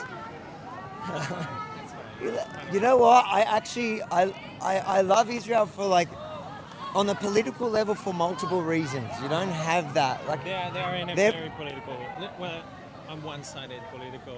Sure, but you can still talk to them. They're not full of rage and anger, and they love this country. In Australia, watch your back. In Australia, when you have, you know, left-wing youth groups, they're radical and crazy, and you can't talk to them. Like obviously, like I can hear they're left-wing. They're emotional, and when you talk to them, so they're just like, we just want our hostages back, and we want to feel safe, and we want everything to be good and okay, kumbaya, and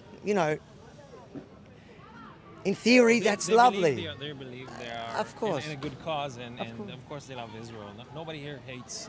Those couple of people seem like they In may. the beginning, you see that they are on the side. That there's Where a reason would the that- so because now obviously the radicals are like Go over there. and you can see that they are not inside in the main point, in the mainstream side of the protest. let me do before we go here. I'll do a bumper to the end of the protest, so we have it for the guys. This is behind the scenes. You get to see again as we produce and as we film what goes into the final video, not the live stream, obviously. So I'll just do the bumper now.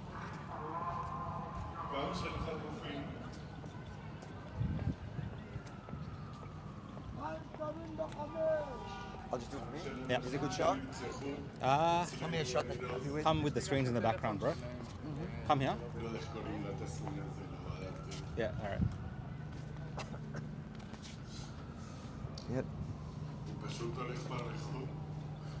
Yep. If you think it's important for the world to see what the protests here in Tel Aviv are really about, not what the ABC News in Australia tell you it's about, make sure to like, comment and share it far and wide. And then if you support our mission here on the ground, head to israeluncut.com and consider chipping in to help us cover the cost of being here and the live streaming and the producing. israeluncut.com. We can't do it without you.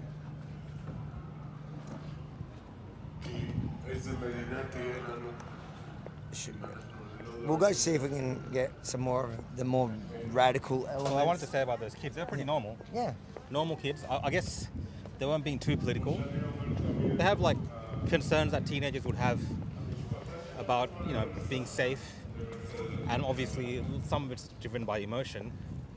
But it wasn't, they were trying to differentiate between the Israeli people and the government from the questions you asked, right? Yeah. Yep. They absolutely are, and they're young, and in the West as well. We see that generation is generally left wing. I think. But they're not as radical as some of the kids in the West. because I think here they're more realist. That's kind of the point I'm trying to drive home. For them, everybody here has to live the reality, the security reality of living in this neighborhood, in this dangerous, dark, violent neighborhood. So you can have all these ideals, but at a certain point, you have to be practical and real. And that means accepting some harsh realities. And that's why they seem to be more logical when they approach stuff. I still think many of them are, to a degree, delusional. Like They're always trying to dance with the idea of peace. Peace, but exactly. they don't understand what is the cost of how do you get to peace? How do you get to a point where you have some conversation with anyone on the other side? It's like they're not open to what is actually going on. Absolutely. Like beyond the borders, It's what? It's like that saying they want the cake and they want to eat it as well. Yeah. They want the peace, they want the hostages, and they don't want Hamas there. They don't understand what is the cost of being Hamas is there. They say of course there's 48 people there and it's an awful thing, but in the end, how many people are living next to the border next to Gaza, next to where Hamas is going to be in control if we get out of Gaza right now? And they always say we can get out of Gaza now and we can just go back to killing Hamas after. Nobody really thinks this is a true option. Nobody who knows what is going on can really think that we can just out of the blue go into Gaza and just try to target only Hamas. That would never happen in a reality. It's we either finish this thing right now or we are left with we just give Hamas to the next generation. That's it. They will get Hamas in Tel Aviv or in other places in the country. If we don't finish it now, obviously it will come back to them. Yeah, 100%. I agree, and that's the real divide, and that's the But also something else that I noticed is like when I asked that particular guy if he had previously, prior to the war, been part of the protest movement against Bibi Netanyahu, I suspected he had been, and he said he had been, and that's why I feel that a lot of this is driven by that. These are people that really just hate the Netanyahu government, and that's fine. You're in a democracy, you have the right to do that. But they're using this issue. And the part that's concerning to me is that around the West, they take these voices and they twist it and they amplify it and they use it to justify and legitimize their anti-Israel hate. But when you're here, you see that these people, mostly the vast majority, love this country. They don't actually believe what you're using them to justify. All right, let's see if we can get a few more maybe radicals, and then I think we could probably wrap it up. It looks pretty quiet tonight. So they don't come to the actual hostage square, you don't think? No, this is the hostage square, So I'm saying. No, the radicals. Yeah, there's a reason they are on the side, and they don't come here because they know that their main agenda won't be accepted here. Most of the people here are veteran soldiers, and they don't agree with what the radicals are maybe saying. This guy's full kitted out. Pretty organized. Yeah. How you doing, guys? Are you guys like part of organizers, or you do your own thing? Yeah, you want to talk? Who you are? We're from Australia. Okay. Can you tell us what you guys do? Because you're super prepped. It's called the Democratic Library, and we're coming to every demonstration, and we open up this table with all kind of books. It's all political reading. Yep. And people are invited to take a book and bring it back 2 weeks later, no charge, and that's it. What kind of political books is it, and what's your message? The message is to think about society and about the situation in Israel, to expand your mind about the occupation, the war, the economics. So all the books are left-wing, and this is all radical reading about the situation today, mostly in Israel, but also all over the world. So, is it like Marxist? Yeah. So you're a Marxist? I'm me, yeah, but not everybody that reading this is a Marxist. Some of them are socialists, and some of them just people that want to have some critics about how things are going on. You don't have to be a part of a special stand, but you have to be critical about things. So I guess the radical left, the Marxists and the socialists, how do they view generally what's happening now in the war, and what would they want to see? What is the left wing think about the war right now in Israel? Well, I guess there's the left wing, the centre left. I would say that the Marxists and the socialists are probably further to the left. Yeah. What's their view? Because I've spoken to a lot of people here. It's pretty broad. I think most people seem like centre left here. I have met a few radical left people. Yeah. What's the general consensus? I don't know to speak in general. I can speak. What's your view? My view is that this war needs to stop. At what cost? At what cost?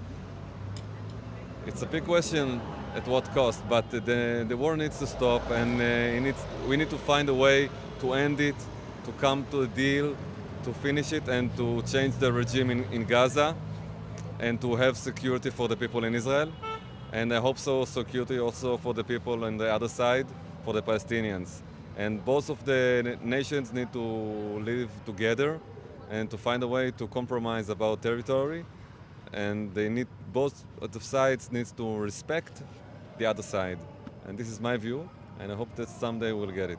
So Marxists in Australia, they wouldn't have such a, tame kind of rational approach or even conversation about Israel. Mm-hmm. They will say that Israel should be wiped off the map. Okay.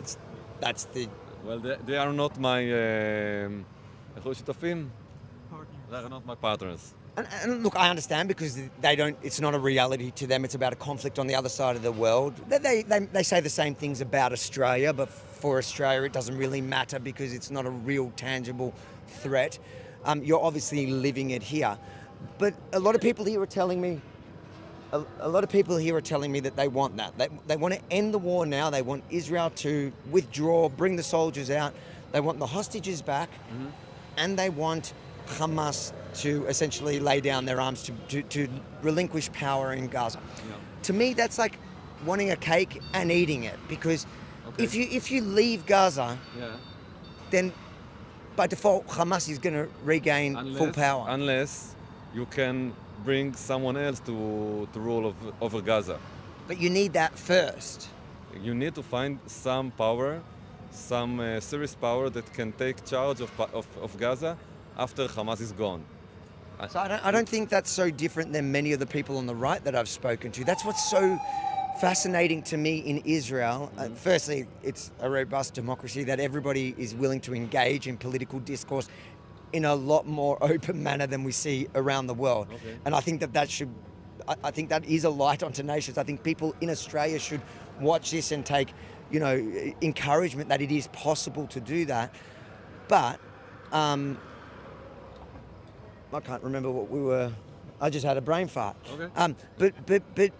So on the right, So on the right, I'm hearing people saying exactly that.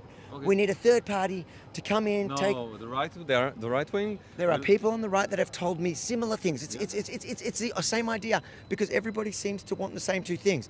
One, hostages all back, and Hamas, whichever way you can figure it out, whether it's beating them, because there is no imaginary third power that's willing to do it. There is no power right now. So until you get that power, you have to continue to fight. We needed to do this discussion 2 years ago when the war started. Everybody said, what will be the day after the war will end? And what if you can't find that power? Nobody wants to take responsibility. What do you do? That will be a really big, big, I don't know the word, but it will be very difficult for us to find a solution for the situation right now. I think that Hamas want us to not find a solution, and they want nobody to come to Gaza instead of them. This is my hope, that we will find, like the Palestinian Authority, maybe the Egyptians, I don't know. Someone will have to take charge. But if it's not going to happen, we're in deep shit. What would you say to critics that would argue that these protests in general are giving Hamas the encouragement to keep fighting, because they feel like if they just hold off a bit further, in Israel itself, there's going to create so much division that the Netanyahu government's going to be forced to compromise with them and allow them to stay in power. They always say that about everything that is a demonstration against the government. Is there no truth to it? Do you not think that that's... No, I think that I heard the hostages that came back and told everybody that this is what keep them going and keep them surviving. When they saw in the news where they're inside of Gaza, they saw the demonstrations and they knew that someone is thinking about them. And for us to be quiet and just tell the government, just keep doing what you're doing, it's not going to happen. Okay. All right. Thanks, guys. Okay. Thanks for that. Bye. How you doing? Avi, right? That's the one, yes. I love you. Oh, thank you. I love you, really. Are you here for the protest? No. No. I'm here to see you. Oh, how did you... No, I live not far away, in another city, but I came to see you because I want to say I love you. Oh, thank you. Did you just see the live stream or something? Yeah. I said, oh my God, he's here. I have to say it. In many places, I would only do live streams with a lot of security, just so crazy people like you don't stalk me and hunt me. Yeah, I know, but you see, this time I guess it's not enough security. Tell me, so how do you feel? How do you feel about? Yeah, maybe I'll just go here. Okay. How do you feel about these protests? I think they're good people. I think they really care about the hostages, and everybody does. I think they're misled, and it's really, it's sad, and I will say annoying, but it's like the entire people, I feel it, and maybe I'm not representative, but I think many people are annoyed, but they keep silent because they understand that it's good people, that it's not like out of bad intentions, but it's hard. Definitely feels like overseas it's having a negative impact on Israel. And on Israel itself, it sows like division and it's war. It's not the time to say, it's like, okay, freedom of speech is great, but when it's war, you have to like shut up and stand behind your government and keep everything for later unless it's like super important. But it's they seem to think it is super important, and now is the time. Of course, because their leaders know how to like spin the narrative. I think the leaders, the one who make all of this is different. Is more like bad intentions, but yeah. It's like, what are they expecting? They say everything about these hostages, and I love them and I want them back, but what happens tomorrow if they like kidnap a school bus? What then? Also, again, like, will you kill one to get the other? What's like, think, if one of the hostages was the son of Netanyahu, for example, he would be removed. He cannot be a prime minister, it's too close, he will be too emotional. So, you have to be cold in a way. So this is the opposite. This is emotional for them, not for the leaders. Again. Yeah. That's actually quite a good observation. That this is. Yeah, and I've seen it like from week one. They said like you are אתה ראש, אתה אשם. You are in charge. You are responsible. Like it's a war. Why talk responsibility right now? It's like they were there from the beginning to spin the narrative. And not all the families of the hostages are the same, just so you know. But they're not being shown anywhere. Yeah. Love it. There you go. Okay. Next time we have better security. And in Israel, it does seem safe to walk around with a different political opinion. Yeah. Which I pointed out to what I am going to call a loony lefty, all the way to the left. In the beginning, right? Yeah. Oh my God. She's like. But the fact that you're able to stand around, have a conversation. I keep my distance from people like that, so I won't have too much. I don't know. I will go crazy. I won't do anything, but it's like, what are you trying to do?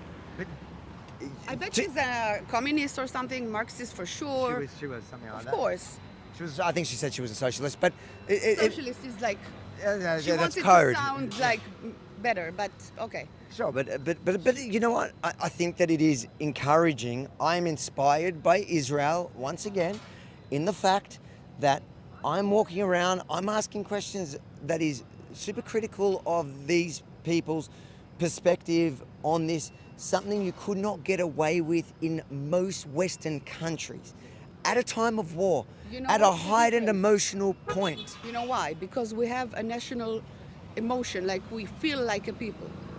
And that's why you're seeing Israeli flags, even on the left. Yeah, because what the far left, very far left, wants to destroy in everywhere is this emotional, national emotion, like feel like a people. When you have a thing like that, you have less crime, and you have less crime here.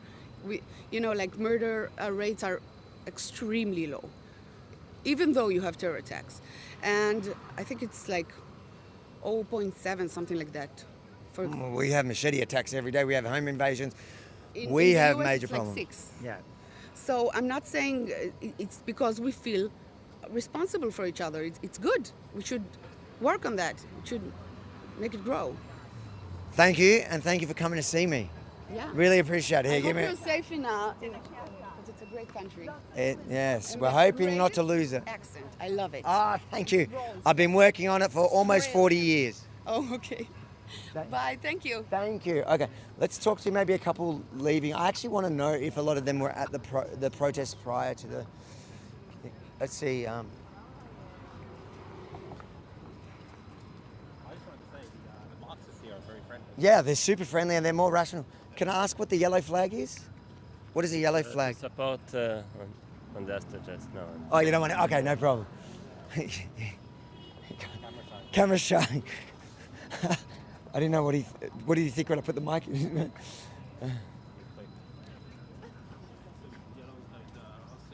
Oh, yellow's a hostage. Okay. Cool. You know, the pin is from, from the Iranian hostages and under revolution. Hey, sir, can I ask you what you're doing here? Protesting. What are you asking for? To stop the war and bring the hostage back home. Do all the Israelis? Is it across the board that people want to stop the war and and bring the hostages home? Are there really many Israelis that want the war to continue? Many, many, many. I'm not sure we are the majority, but for sure many of us. No, I mean, but even on the other side, do they not want the war to end as well? No, they don't. They prefer to be Sparta. You heard our Prime Minister. Their vision is to be Sparta. I notice you have an Israeli flag in protests. So in Australia, they portray your protests as almost aligned with the pro-Palestinian protests around the world, which is clearly not necessarily true. For sure not. For sure not. We are Israeli patriots and fighting for our country while having a crazy government, totally lunatic, that you see what happened to us in the last 2.5 years. Terrible. Did you used to go to the protests before October 7, the reform protests? I did. But I think on one hand, everything is related, and on the other side, there are hostages that we forgot. We have to bring them home without any connection to anything. But it's the same government, you cannot ignore it. Even if it includes Hamas staying in power, bring the hostages home? We will have the opportunity to do whatever we need to do afterwards. Nothing will stop us. The basic issue is that the government does not want to bring them home back. That's the reason, because it will stop the war. And then they will fail and fall, and there will be elections. They want to maintain the war forever. Everybody for his own reasons. Thank you so much. Thanks for your time. Where are you from? Australia. Thank you. So again, I threw that one question because I was interested, Rukshan, in whether they were part of that protest movement. In fact, I'm going to do this for the camera. So I threw back to that question to this gentleman as well, whether he was a part of the protest movement prior to October 7, because I do get the You're messing with the lights while I'm talking? You happy with it now? Let's go somewhere brighter. I just want to make that point, which I can probably cut in. In these lights. I was just trying to be naturally to move on. The building behind you is a bit dark. Oh, okay, all right. I'll get the people walking in the background, so Yeah. stand here. Yeah. Come down here so you look taller. Okay, let's do it. So I'm throwing to that question, asking whether they were part of the protest movement prior to October 7, because I do get the general sense that a lot of these people, what's driving them, not all of them, like everybody cares about the hostages. The entire country almost cares about the hostages. But the thing that's driving this movement is actually left-wing politics, people that have never liked Bibi Netanyahu and he can never seem to do anything right in their eyes. I don't think they realize what kind of impact that's having globally on Israel. I'll just cut it in, I might use it. I don't think they understand what kind of impact that's having globally on Israel's reputation. This little bit of political point scoring at the cost of Israel.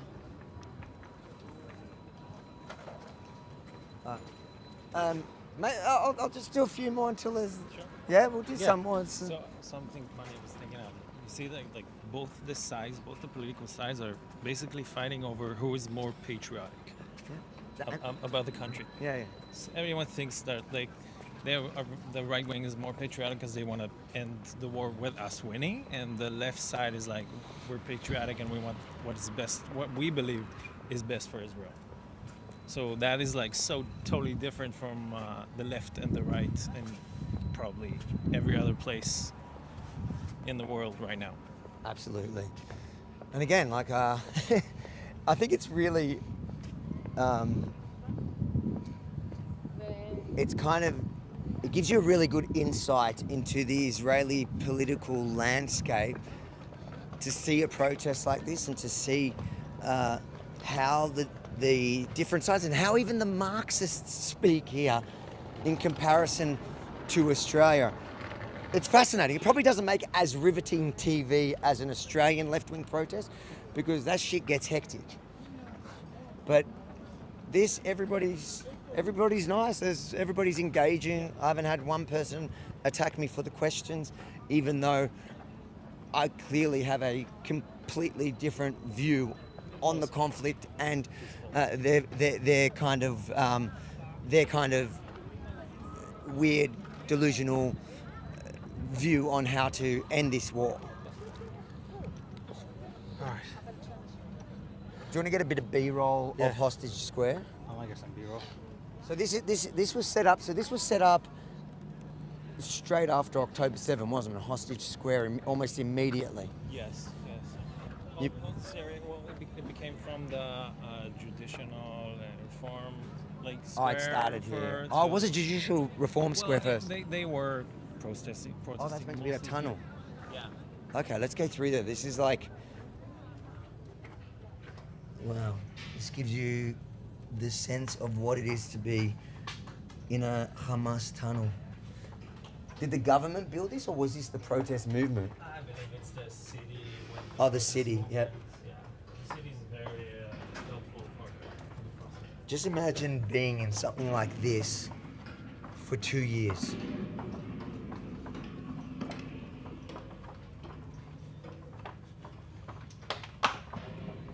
What was that? They've got speakers with the sounds to try, I guess, give you an idea of what hostages would hear when they're in the tunnels. Look, it is a horrible existence, but it goes to the point that quite articulate conservative lady who hunted us down, what she said is, and it's true, and I made that point quite early on, is that it's emotional politics. And that's what left-wing politics is globally. Israel is not immune to the emotional politics of the left. And I do think that there are elements within Israeli politics on the left, the leadership, the people that were leading the protests prior to October 7, that are using this issue and injecting that emotional politics. But then when you kind of try to dig a little deeper, the average person who's here for all the right reasons and they believe it, they come off delusional because they can't answer the basic issues with their belief system, their view on how to end this war. Let's keep getting a bit more B-roll, and you can see up there, that's actually the timer from when the attack started, and that's from the minute the attack started, I think.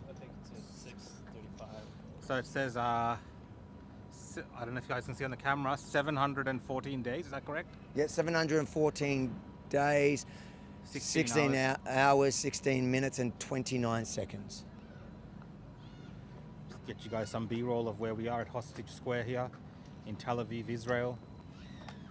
Thanks for joining in on the live stream, guys. We will check soon if there was any super chats, and we'll probably find a spot to read those out from. So we'll have a look at that soon. If you have any questions for Avi, from the interviews you've been watching over the last, we've been streaming for 2 hours straight. So put them in super chats and we'll answer those questions if you have any.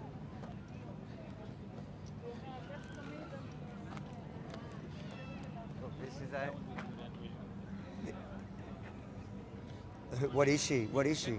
What is she? It's interesting how, you know, what 10,000 people I would guess can come and gather so calmly and peacefully in one place and then disperse so I mean, it's very clean. Seamlessly. It's very clean. It's not like a left-wing protest in Australia. No. They haven't trashed the place. They haven't burnt anything. No. And we didn't see any police interactions really today. No. There might be in other ones, I don't know. But from what we saw, very amicable and peaceful. I think some of the radicals on the ends where he says they don't actually come to the, I think they do tend to clash with police. But you see the vast majority of people that are coming to these protests are not that. Hello, how you doing? Wondering where are you from? We're from Australia. Australia, far away. Yes, very far away. Are you just here as part of the protest, or are you an organizer? No, but I'm a very old peace activist. And unfortunately, I mean, my country is total lost by our prime minister and his gangsters. And so, So when you say you're a peace activist, I know a lot of the since I victim. was 17, it's many years ago, I was against the occupation, against the settlements, and it's not that I'm supporting terror organization, but they are terror organization, and we are a democracy, the only democracy in the Middle East, and we are not anymore. You don't think we're a democracy? Doesn't tonight prove that Israel is a democracy? No, not anymore. We have in the last 2 years a regime that is using the democracy tools in order to destroy democracy. And the problem is this, we don't have enough strong opposition to fight them. So slowly, they are destroying every democracy rule. And of course, we're almost sure that our prime minister, the traitor, has given money in the round way to Hamas. And the army didn't defend our citizens. So I lost my faith in the army, in the country, and we are all in a big depression, and we feel like our existence is like, I'm afraid we will be like Rhodesia, South Africa for sure, because of all the international sanction, which is rightly, I think. Let me ask you. So, a lot of the victims of October 7, especially in the kibbutzim around Gaza, they were all peaceniks as well. Many of them have shifted their views. Yeah, but they were attacked by a terror organization, not by country. We have a peace accord with Egypt, with Jordan. We were going to make hopefully peace with some countries in the Gulf, But this government has ruined everything, damages everything just in order to stay in power. It's like Hungary, it's like becoming Did you think that Israel should have responded at all to the October 7 attack? I'll tell you one answer. The older son of our prime minister is sitting in a spa in Florida for the last 2 years. If he would be kidnapped and hostages, I give you 1 day and 2 days, and the whole deal was, first of all, we would have changed the hostages, and then maybe we attack them. But to attack them while the hostages are there, especially now, the leftists, they look like, what shall I tell you? Since the 7th October, we have the Israeli Holocaust, by all means. And it's very hard I was born here, my parents were born here, my grandfather escaped from Europe to build Palestine, and he was escaping from, the Nazis.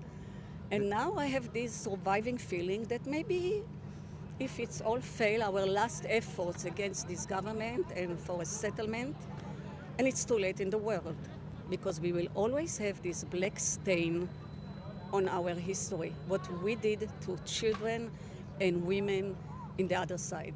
Let me ask you. You mentioned if Yair Netanyahu was kidnapped, then there would be a deal very quickly. But I guess the counter argument is that that's why a prime minister's son, if he was kidnapped, that would be a conflict of interest, because it's emotional. It's coming at it from an emotional perspective instead of a strategic. No one of the ministers that we have now, no one of their kids is serving physically in Gaza Strip. If they want to conquer Gaza Strip, let them go with themselves, with all these hundreds of thousands of yeshiva and Haredik who don't serve even 1 day in the army. I'm not talking, there are religious Zionists that are going and they are killed there. But right now, we sacrificed our sons in order to conquer what? To bomb what? And we killed the hostages with our forces. Do you understand? So back to my first, was They are it? not involved personally. They don't care. They are monsters who don't care about the hostages. They don't care about. They say first we conquered Gaza, then we make a real estate there with the Americans. I mean, you're looking at these people, and you think I'm in a nightmare, endless nightmare. It's a movie, horror movie. So Israel should withdraw. Does it matter if Hamas retains power? Listen, there were a few deals that were very reasonable, temporarily, okay? And they were rejected and damaged by our government. America says it was Hamas that was rejecting America it. say, come on, Trump's wake up one day like that and one day like that. Do you trust Hamas more than you trust the Israeli government or the American government? They are both my enemies, but these are my enemies, and these were supposed to protect our people, women and children. It's not even only soldiers that were kidnapped, okay? And Gaza is our Vietnam. Remember that. I was here right after October 7. I think the vast majority of Israelis didn't even believe. No. The vast majority. I think people were in shock in that period when I came. But nobody believed that any hostages would be released alive. And of course we hoped.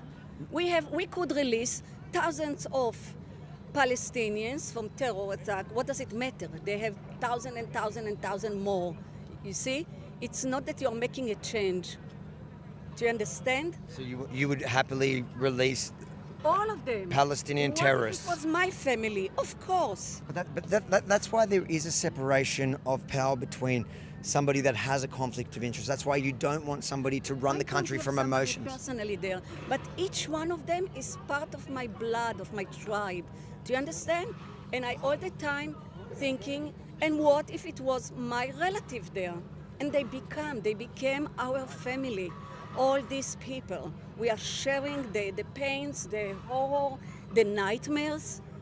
So of course, first of all, and it's written in the Bible, in our Jewish Bible, first of all, you have to release hostages and then do what you would have to do. Hamas obviously has to agree to releasing the hostages.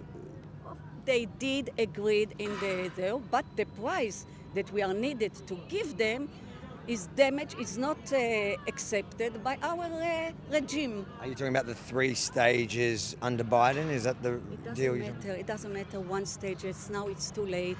The leftists probably didn't survive, our bombs, our attacks.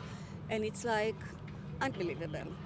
What do I care if my army can attack Iran and can attack Yemen and they can't release the hostages and they couldn't protect our population in the Green Line on the 7th of October? What does it help me? Do you understand? What would you say to critics that think that these kind of protests is exactly what Hamas wants? They want the division in Israel. By our poisoning regime, because they want to stay in power in any price. More than 900 soldiers were killed. For what? What happened? Which victory do we have there? Every time they declare about another operation and another operation, 6 soldiers were dying for whom? For this government?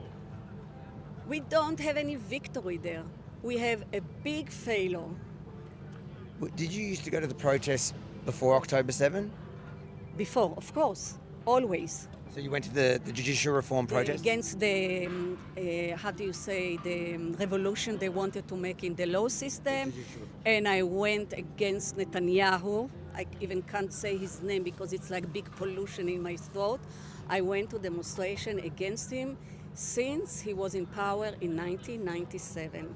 And unfortunately, everything that I was afraid he will does to this happened, even more than I ever could fantasize. So what would you say to people who think that this movement is really just an anti-Netanyahu movement and it's not about the hostages and it's not about... No, of course, it's just, first of all, for the hostages, to support the families, because wherever I come to here or to other protests, I think I'm coming there to support the families. What if it was me? What about the families that support the war? There are families that support the war. What about them? First of all, they are a minority. Second of all, a lot of them wake up after 2 years of the hostages, yeah? And they found out that they lied to them. There was no real effort to release their relatives, their family. Do you love Israel, or are you against the Zion? Okay. Of course, I was born here. I told you, my parents were born here. I was raising up as a full, proud Zionist. And it doesn't matter, there is no difference between loving the country. Whatever I protest is because I do care. I have children and grandchildren here. I do care about this country, but right now, I'm telling you, it's like a horror movie since 7th of October. Thank you for your time. Thank you. Nice to meet you. Nice to meet you. Your name? Avi. Avi. Okay. My name is Batya. It Batya. means God's daughter. God's daughter. Yeah, Batya in Hebrew. Ah. And I feel there is no God for us in the 7th of October. If there was God, He wouldn't have let this happen, the Israeli Shoah or the Jewish Shoah in the Second World War.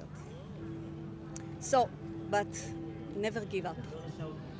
Thank you for your time. Thanks. Thank you. So it's another one that does say that she was protesting Netanyahu prior to October 7, and that's what I've suspected between these protests, is that a lot of these people are very anti-Netanyahu, and this is just another issue in which they can protest the government. Do they care about the hostages? Of course. I'm not questioning that. But is it only about the hostages, or are the hostages a vehicle for them to be able to protest Netanyahu? 100%. Was that on me that whole time? Yep. All right. We can use that one, but yeah. That was because it went We nicely. should check some super chats soon as well before we end up. Yeah. But you're gonna do a few more interviews? Should we film some of this? Rebel News, yes. Really? Yes. I didn't know that you are here around. No, we're just visiting for 1 week. 1 week? Yeah. You're from Canada, right? Canada's our boss. I'm the Australian. Australian. Yeah. So we're the Australian team. So what are you looking for now? We honestly, we were here at the protest, which was huge. Do you come to these protests? I'm not coming to this protest because it's causing damage to the hostages. In what way? I will tell you really, because this is weakening the strength of Israel. And we need to show strength and not weakness by, we need to conquer Gaza, defeat Hamas, and this will come. This is protest against the government of Israel. Doesn't help anything. The protest should be against Hamas. They are holding the hostages, not against the government of Israel. And this is what the protest is about. Look, there's no Israeli that doesn't want the hostages back. No one. But the problem is that people naively don't understand that this, what they are doing here, is protesting against the government, is not helping anything. The government wants very much to return them. I've noticed everybody I've asked here if they used to go to the protests against Netanyahu before October 7. They all did. I feel like they care about the hostages, but I feel like it almost is just a continuation of the anti-Netanyahu. Of anti-Netanyahu. And there are many people that are using this as a vehicle, as an excuse to demonstrate the government that they are taking the hostages as a legitimate cause, which is a legitimate cause. So I welcome, you see here on the screen, they do kind of slichot for, that's praying by all means, of course, but not protesting against the government. We need to be united at this time and not divided. And even if, I understand that there are people that are against Netanyahu, they are against his government. But this time he's the prime minister. He wants very much to defeat him. We have to stand behind him. And this is what, it's unfortunate that these people are doing this, that it's causing their harm and their loved ones that are in not all of them. There are people among those that are hostages there that are against it. But they are a minority, unfortunately. And I have asked them, because surely this is what Hamas wants. And this must be encouraging them to continue fighting, because they know that if they sustain it, then the government of Israel may fall or may be forced to negotiate a deal where they remain in power. Absolutely. I think that many people outside of Israel understand it. Here it's about emotions, and the emotions are obvious, but you cannot run this from an emotional stance. And also the Bibi Netanyahu as Prime Minister has to be disconnected from the emotional side. Everything has to be considered as for the whole nation and for the sake of the defense of Israel and the safety of Israel entire country. With all the we all have feelings about the hostages. It's terrible. It's devastating. But to surrender is not the way. It's not causing them even any.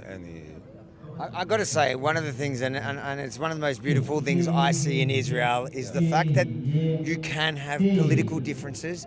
People are free to say what they are. That's what makes this a light onto other nations, is the fact that I've spoken to people across the political spectrum today, and almost everyone throughout it all were cordial and willing to engage, which is not something we see, especially around this subject, anywhere around the world. The unfortunate part is that this group is often used, especially in Australia and Canada, they're used to legitimize the anti-Israel movement. They point at these people here, who most of them love Israel, and they point at them and they say, you see, there are people protesting Israel in Israel. Yeah, in Israel. And this is again weakening the state of Israel.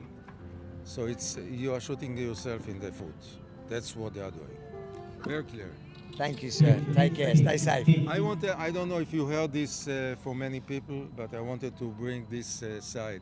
It's mostly been people here, but we have had. Well, here the people that usually that come here, they are.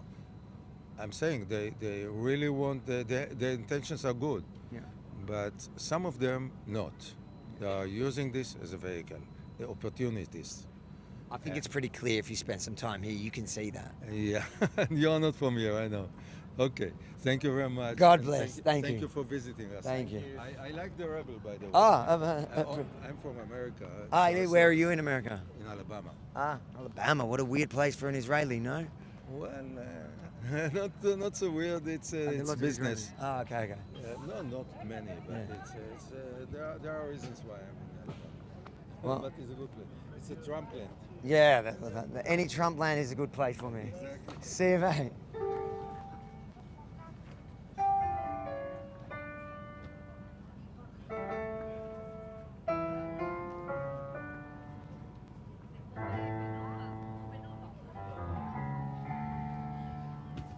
I reckon let's read some super chats. We'll move over. I don't. Towards the cafe there and get a drink and read super chats, or? Yeah, let's go. We'll do some. No, we can go do some super. Are there some super chats? I don't even know. It's what time is it in Australia now? That's true. Australia. If you're watching from Australia, well done, guys. I think it'll be around 5 a.m.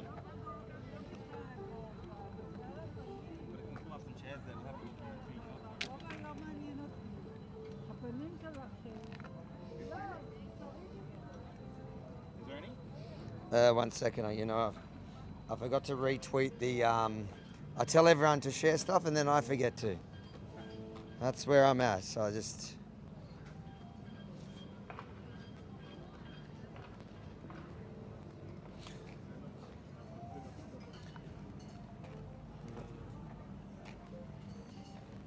Just sit on that end table. How you going, man? Come here. I make shit. My name's Kosher Dills. This is Kosher Dills. I'm a fucking rapper on a television show in I watch your shit all the time. We fucking love your shit. We respect the fuck out of it. What's your thing? Kosher Dills. Kosher Dills. I think I've seen you on Instagram. Yeah. I made a song called Al Jazeera. I do some stuff. What are you doing here? Huh? We wanted to show respect before Rosh Hashanah, like for the hostages, you know? I think everyone's getting ready for Rosh Hashanah and they start posting pictures of apples and honey, and I'm like, dude, there's 48 hostages left. Kind of, we need to like remember what it's all about. Even myself. Were you here for the protest, or you just here to pay your respects? I'm here to pay I came for the protest, or the rally, and now it's just like changing in multiple things. So I do document some of the stuff. There's definitely different opposing things to how it's supposed to be done, but respect to the families and respect the soldiers, and I want to make sure that no one else dies, and just want to come. What's the protest to you? Because it's really interesting. We've spoken to a diverse range of people across the political spectrum. Something that I keep mentioning here, which is an inspiration to me, is how political discourse in Israel is, from what I can see, so open. You can have people from the left and the right, and just the conversation can flow as opposed to around the West. In the West, it's A, B, and it's a college football game. I like Rutgers, you like Wisconsin, we're fighting, right? And here, they're saying, I like, listen, I'm okay with BB, Meretz, they're killing everyone, we need to stop the war, all the military need to stop signing up. But what was really interesting, what I experienced in Jerusalem is that there's one guy dressing up, attached to handcuffs, and they're right behind the families that are 70, and everyone's going, and they're sort of welcome in the same place. They might not talk to each other, but it's not going to be what you see in your videos where somebody's attacking somebody, and they're like, hey, I'm Israeli, I disagree with the government and everything. They're like, not good enough, and you'll still get attacked. And what's happening in the West, essentially, is that those things can't exist. They're not allowed to exist. Here, you see, for instance, Ethiopian Jews, Christians, you have Druze, you have Palestinian Arabs, there's 2 million here, So there was recently 400 musicians against Israel. They decided we're all going to stop our music streaming in Spotify. So of course I started streaming it, and then I sit next to my friends named Zion, who's black, Ethiopian, and a black guy named Shimon, who's a pretty Israeli name if you think of a Shimon or a Shlomo. And we're all like, yeah, what's going on? So it's almost here we said, hey, I don't even actually know now what's going on in the West because I've been here since everything is happening. So why did you come to the protest? Besides, was it, again, paying respects, or are you actually supporting the message of ending the war now?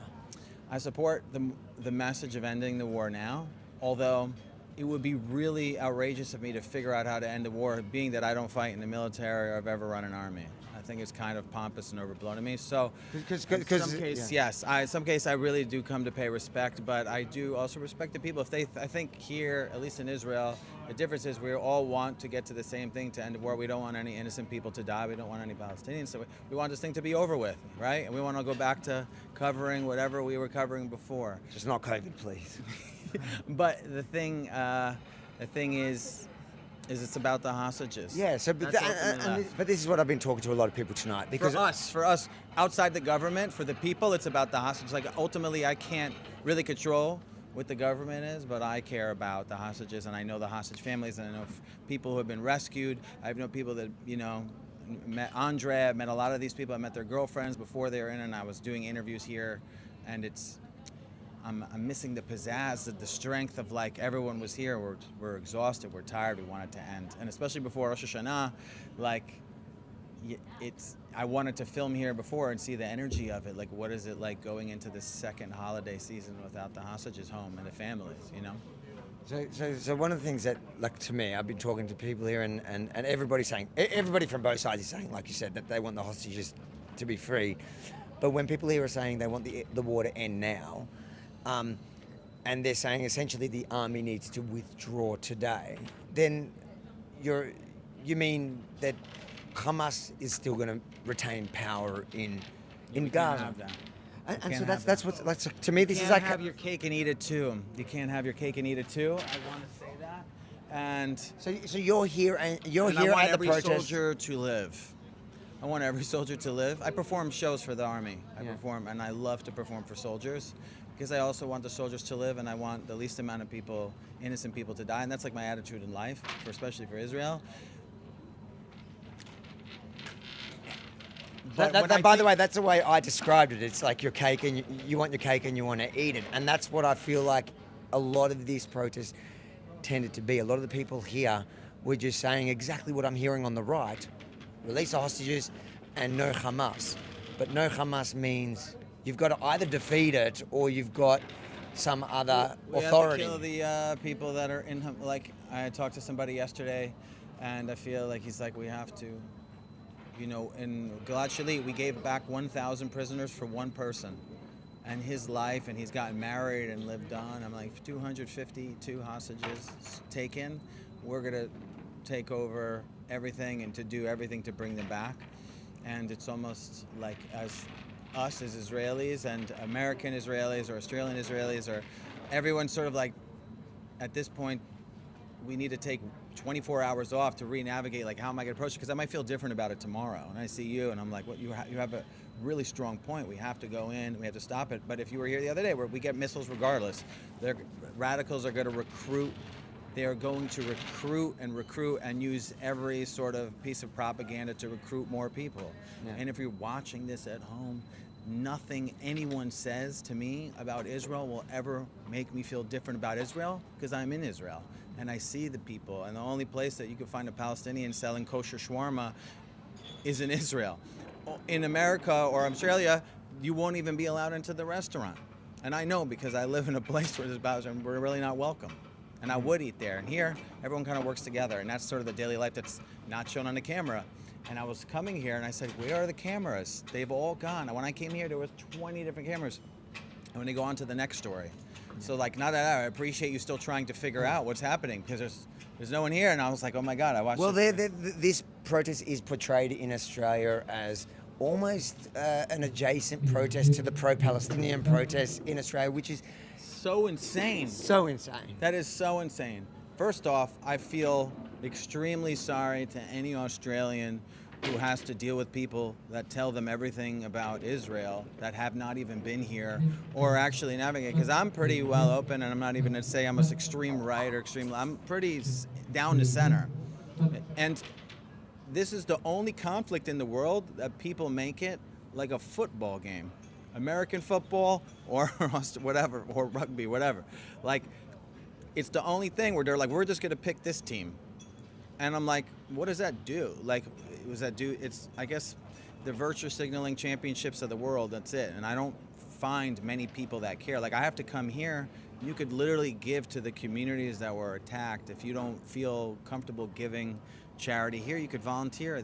Every single tent is from a village or kibbutz that was slaughtered, and they're here, and they're reduced to like being like a tent at a festival, trying to promote their thing, you know. So out of respect for them, they really appreciate it, just like we appreciate it as creators when someone likes a video or stuff.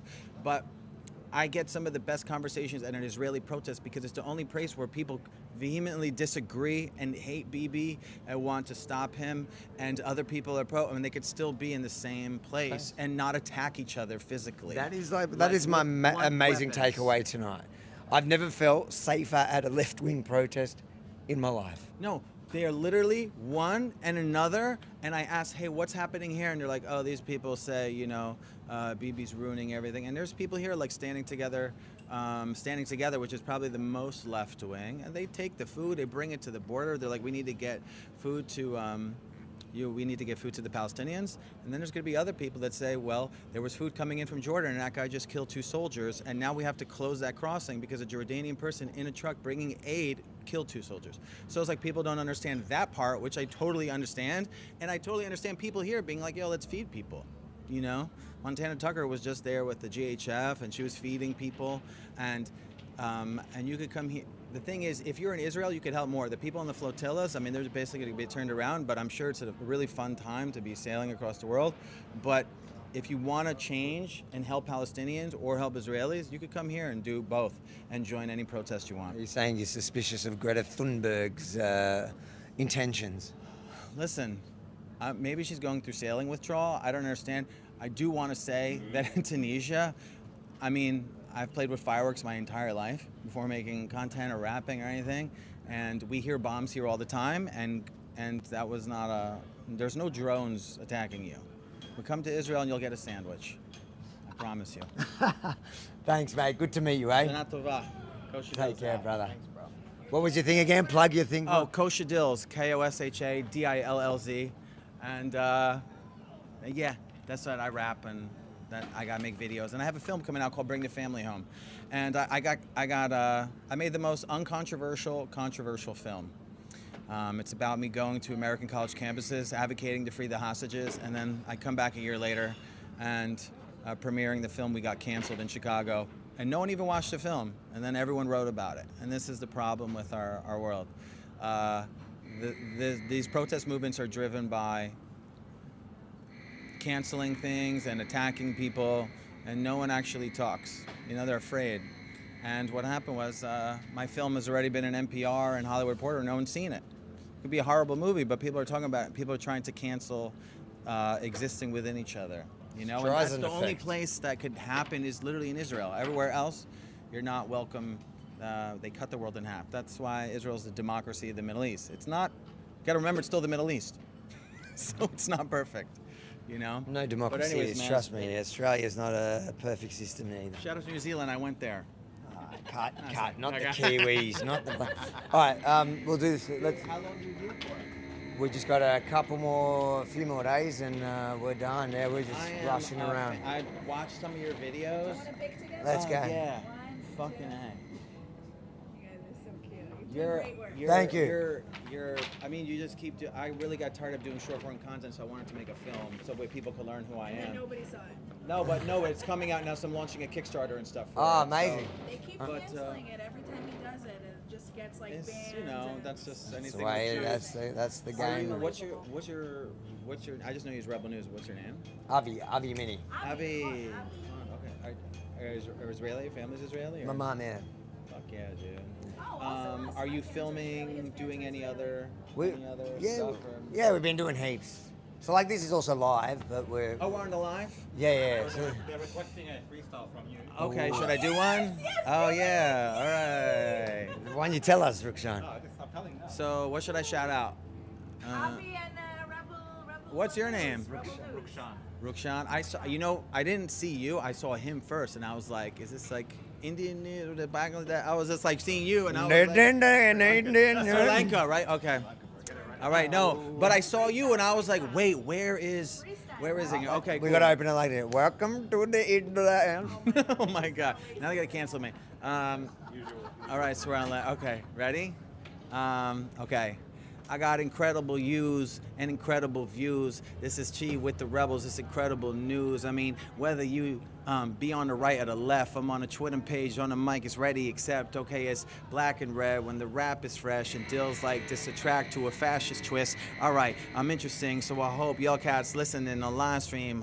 Hope someone actually give a shit. Imagine if you was in the middle of the protest, putting the mask on, and now you're so vexed. Rotten apple in the life, and it's so fresh, locked up, and you take an Instagram like deals on the microphone, give a damn hype. I don't care if you live in that and look in that light, but know that people put a SEPA on that rhymes with please don't put a kafia on your face so other people see it, and it's rock.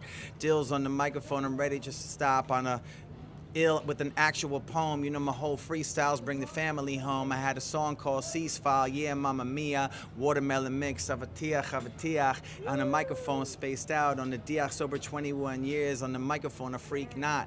Anyway, something, yeah, I be into you, and I'm in the news. Thank you for the interview. I hope the people at home feeling really cool, and everybody else, I turn the haters at the molecule. All right, there we go. There you go, That was the first. Thanks, brother. Yo, it's the first.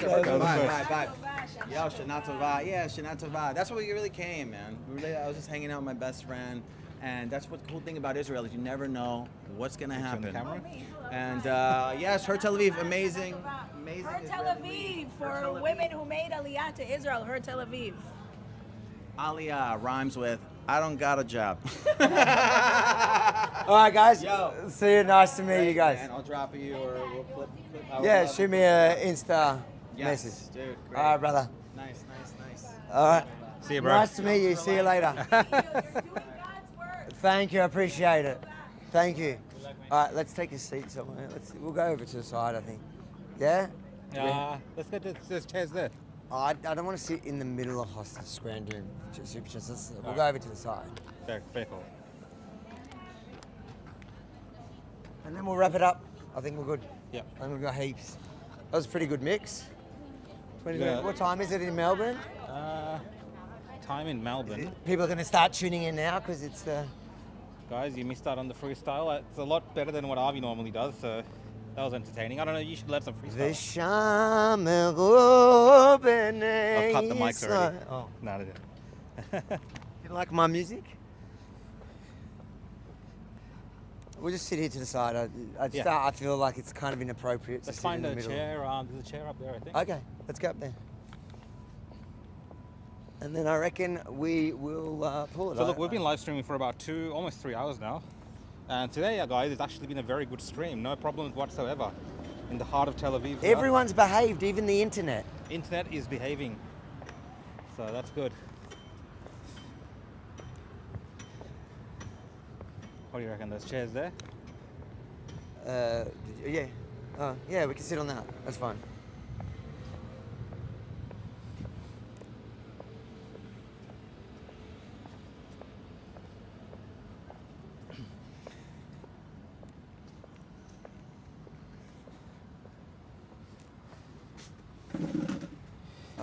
It's the time, you can see the numbers. I doubt there's going to be too many super chats, but let's read it because there's only my phone as well. On this YouTube. Just in case.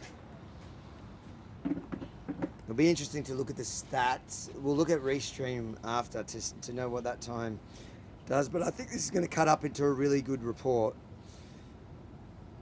Yeah, I think there was a couple of people that watched throughout the whole live stream, so they would have got a lot out of that. All right, I got one super chat from Mr. Zero. Says Israel fights terrorists. It's not genocide. See Rwanda's 1 million death in 100 days for an X of the latter. Meanwhile, anti-Semitism in Europe up only because of the same Muslim illegals that are overrepresented in all crime stats. We take that as a comment, and I think it's a pretty reasonable assessment.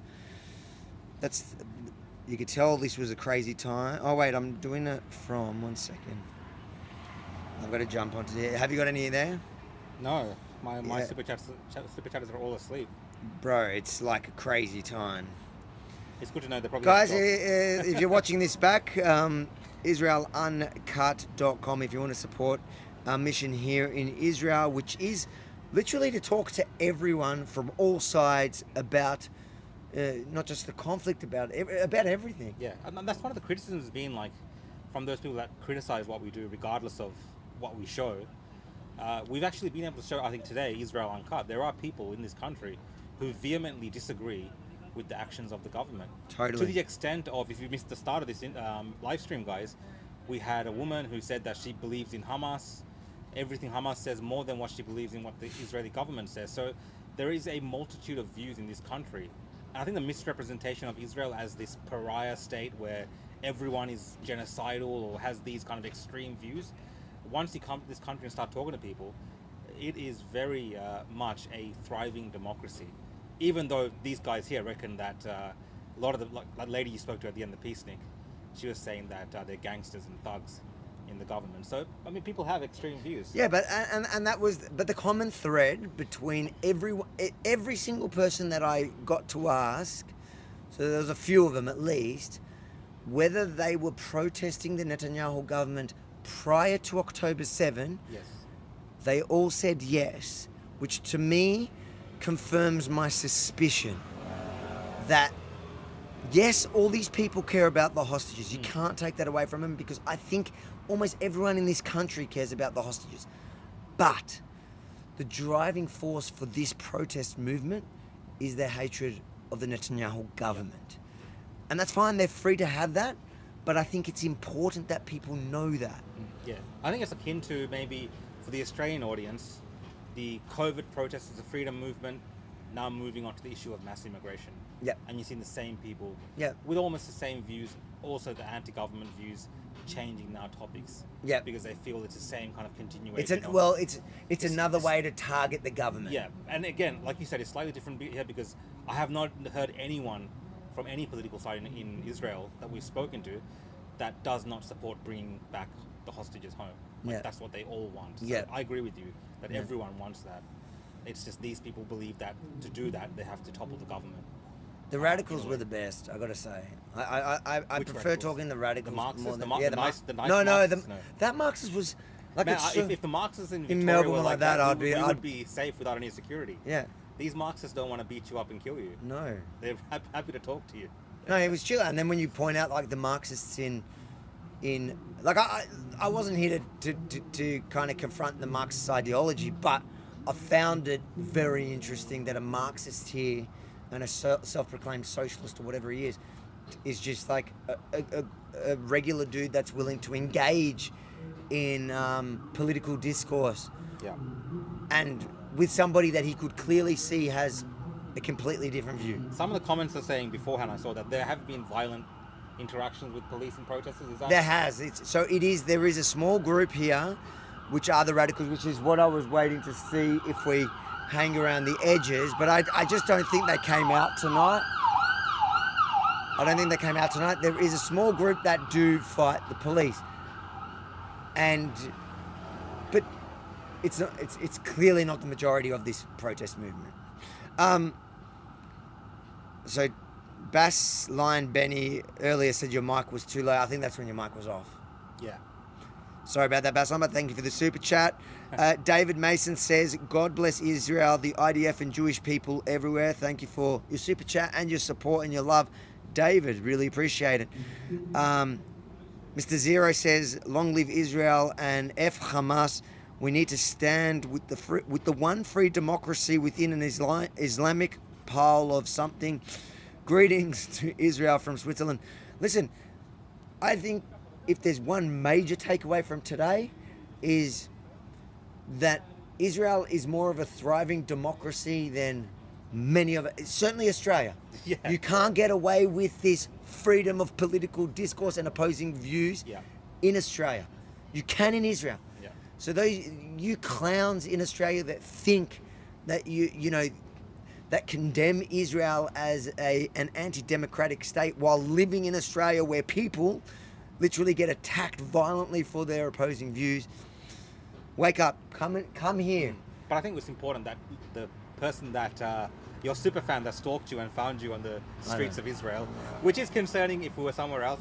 I said to you, I'm not she worried made a here. good point. It's the fact that everyone is connected by a sense of community. Yep.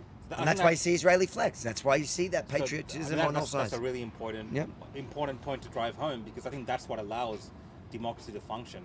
What we're seeing right now in the West, countries like Australia, is we have certain demographics which aren't really gelling or vibing with the general sense of democracy in the country of Australia. They want to assert themselves, and we have the government now folding. So you can't have these peaceful gatherings and protests because you have a side that says, actually, these people are our enemies, and we have to, not allow their voices to be heard. Here, we're hearing all the different voices, and it's refreshing for sure. From this, I know says, I've really appreciated the stream. Incredible opportunity to hear where these people are coming from, even if they are naive. Thank you all. I've got to say, I came tonight with zero expectations, not knowing how it would play out at all, not knowing how I would be received, because, dude, I've been going to left-wing protests, I've been going to all protests for close to a decade now. And, when I go to a right-wing protest in Australia, up until recently, up until October 7, I guess, but almost every protest, until the most recent protest, I'm always welcomed and, celebrated. Whatever COVID protest was always, majority people were celebrating. When I went to a left-wing protest, I get attacked. Recently, obviously, we've got the Nazi element that also try to attack us. I didn't know what to expect here. I didn't know, what the left, how they would accept or take being questioned with the same sort of line of questioning that I would give at a left-wing protest in Australia. Yeah. And I guess if you're looking at me and you're wondering how I am, I give what I get. People here were respectful and wanted to have genuine political discourse, and that's what I gave. Yeah. And I challenged their ideas, and I think that some of them are delusional, and I think that some of them, whilst they believe in the, care about the hostages, of course, but it's also just an avenue for them to shit on the government. I mean, definitely the Israeli left that I've seen here today, they're able to get their point across without screeching and screaming. And, isn't that refreshing? Trying to block your camera, sticking out umbrellas. They're just able to get their point across. And that's all it takes sometimes. Like the left in Australia, I don't think they have any idea in terms of these arguments. They just hate Israel. And that's evident. So this is the difference between pure hate and a you know, you say delusional, but they're making constructive arguments based on their political differences. And 100%. I'm saying delusional because I think if you break it down, it doesn't actually add up. It doesn't stack up, and they're being slightly dishonest in, like, I think they're lying to themselves. The fact is that you've always hated the government, so there's nothing that this government could do that would satisfy you, and you've just found something that brings people together again to protest that government. But that's it. That's all from me. I reckon we can end this stream. Guys, thank you for tuning in tonight. Really appreciate it. I know that it's early and some of you will just be waking up and joining the stream now, so you can go back and watch the last few hours. I think it's been hugely eye-opening. It's been eye-opening for me on the ground here. And if you support our mission here in Israel, israeluncut.com, you can help cover those costs. It's been huge trip, but I've certainly learnt a lot, and this is your first time in Israel, so I'm sure I keep learning a lot. You keep learning. Like, this is my first time in Tel Aviv. Obviously, Jerusalem was an experience, and this has been a different experience. But yeah, Israel, guys, I think if you're an armchair person that's just talking about this country, I don't think you have all the facts. You've got to come here. And if you're in Australia, it's a country you can travel to for sure and see for yourself. I think that's the best way to do it. I think. What was your expectation? I talked about what was your expectation coming into tonight's protest? Because you've covered protests, the left, the right, and everything in between in Australia. Yeah. What was your expectation coming to a protest against the government Because I here? went to the protest at Bibi Netanyahu's in front of his residence in Jerusalem. I saw that the left here is slightly different. So I didn't expect anything too radical in the sense of the way that they would carry themselves, you know. And I think this is also a respectful type of demonstration because it's all centered around the hostages.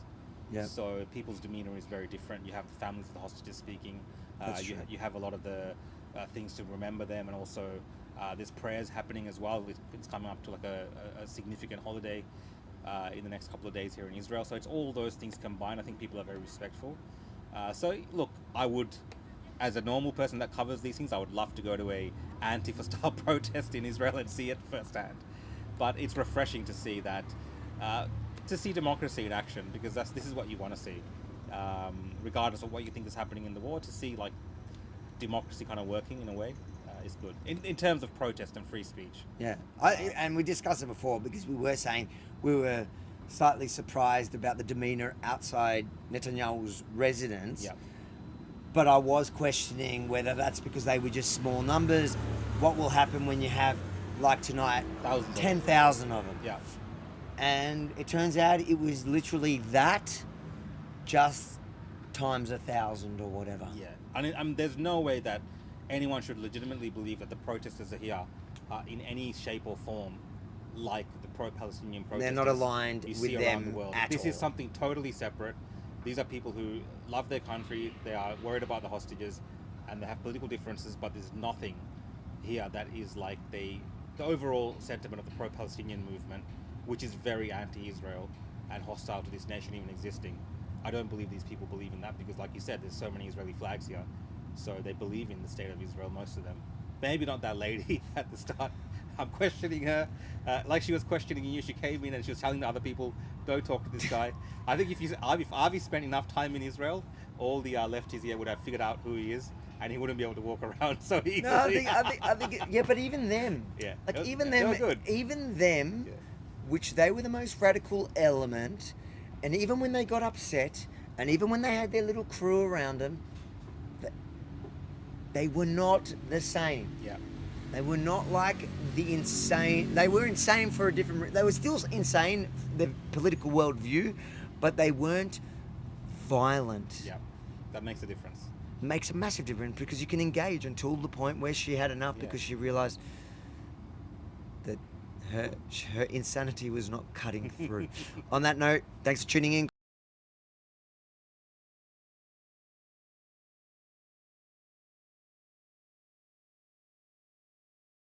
Just both our mics. Let me just switch to the wide camera, and we'll finish off. You can say goodbye. Oh, how'd the mics die? Just this battery just died, just now. Literally just now. All right, I'll give my parting message. Yeah, go for it. Can they hear me? They can hear you. Guys, thanks for tuning in. Make sure to smash that like button, help the algorithm. then share this feed. Let people see what these protests, raw, unedited, live, what they're really like and who's attending and why. And make sure to smash the subscribe button, hit the notification bell so you never miss a live even at 2 a.m. God bless. Thanks, guys. I'm really tired. Avi is gonna bring out his card now and buy me food and drinks.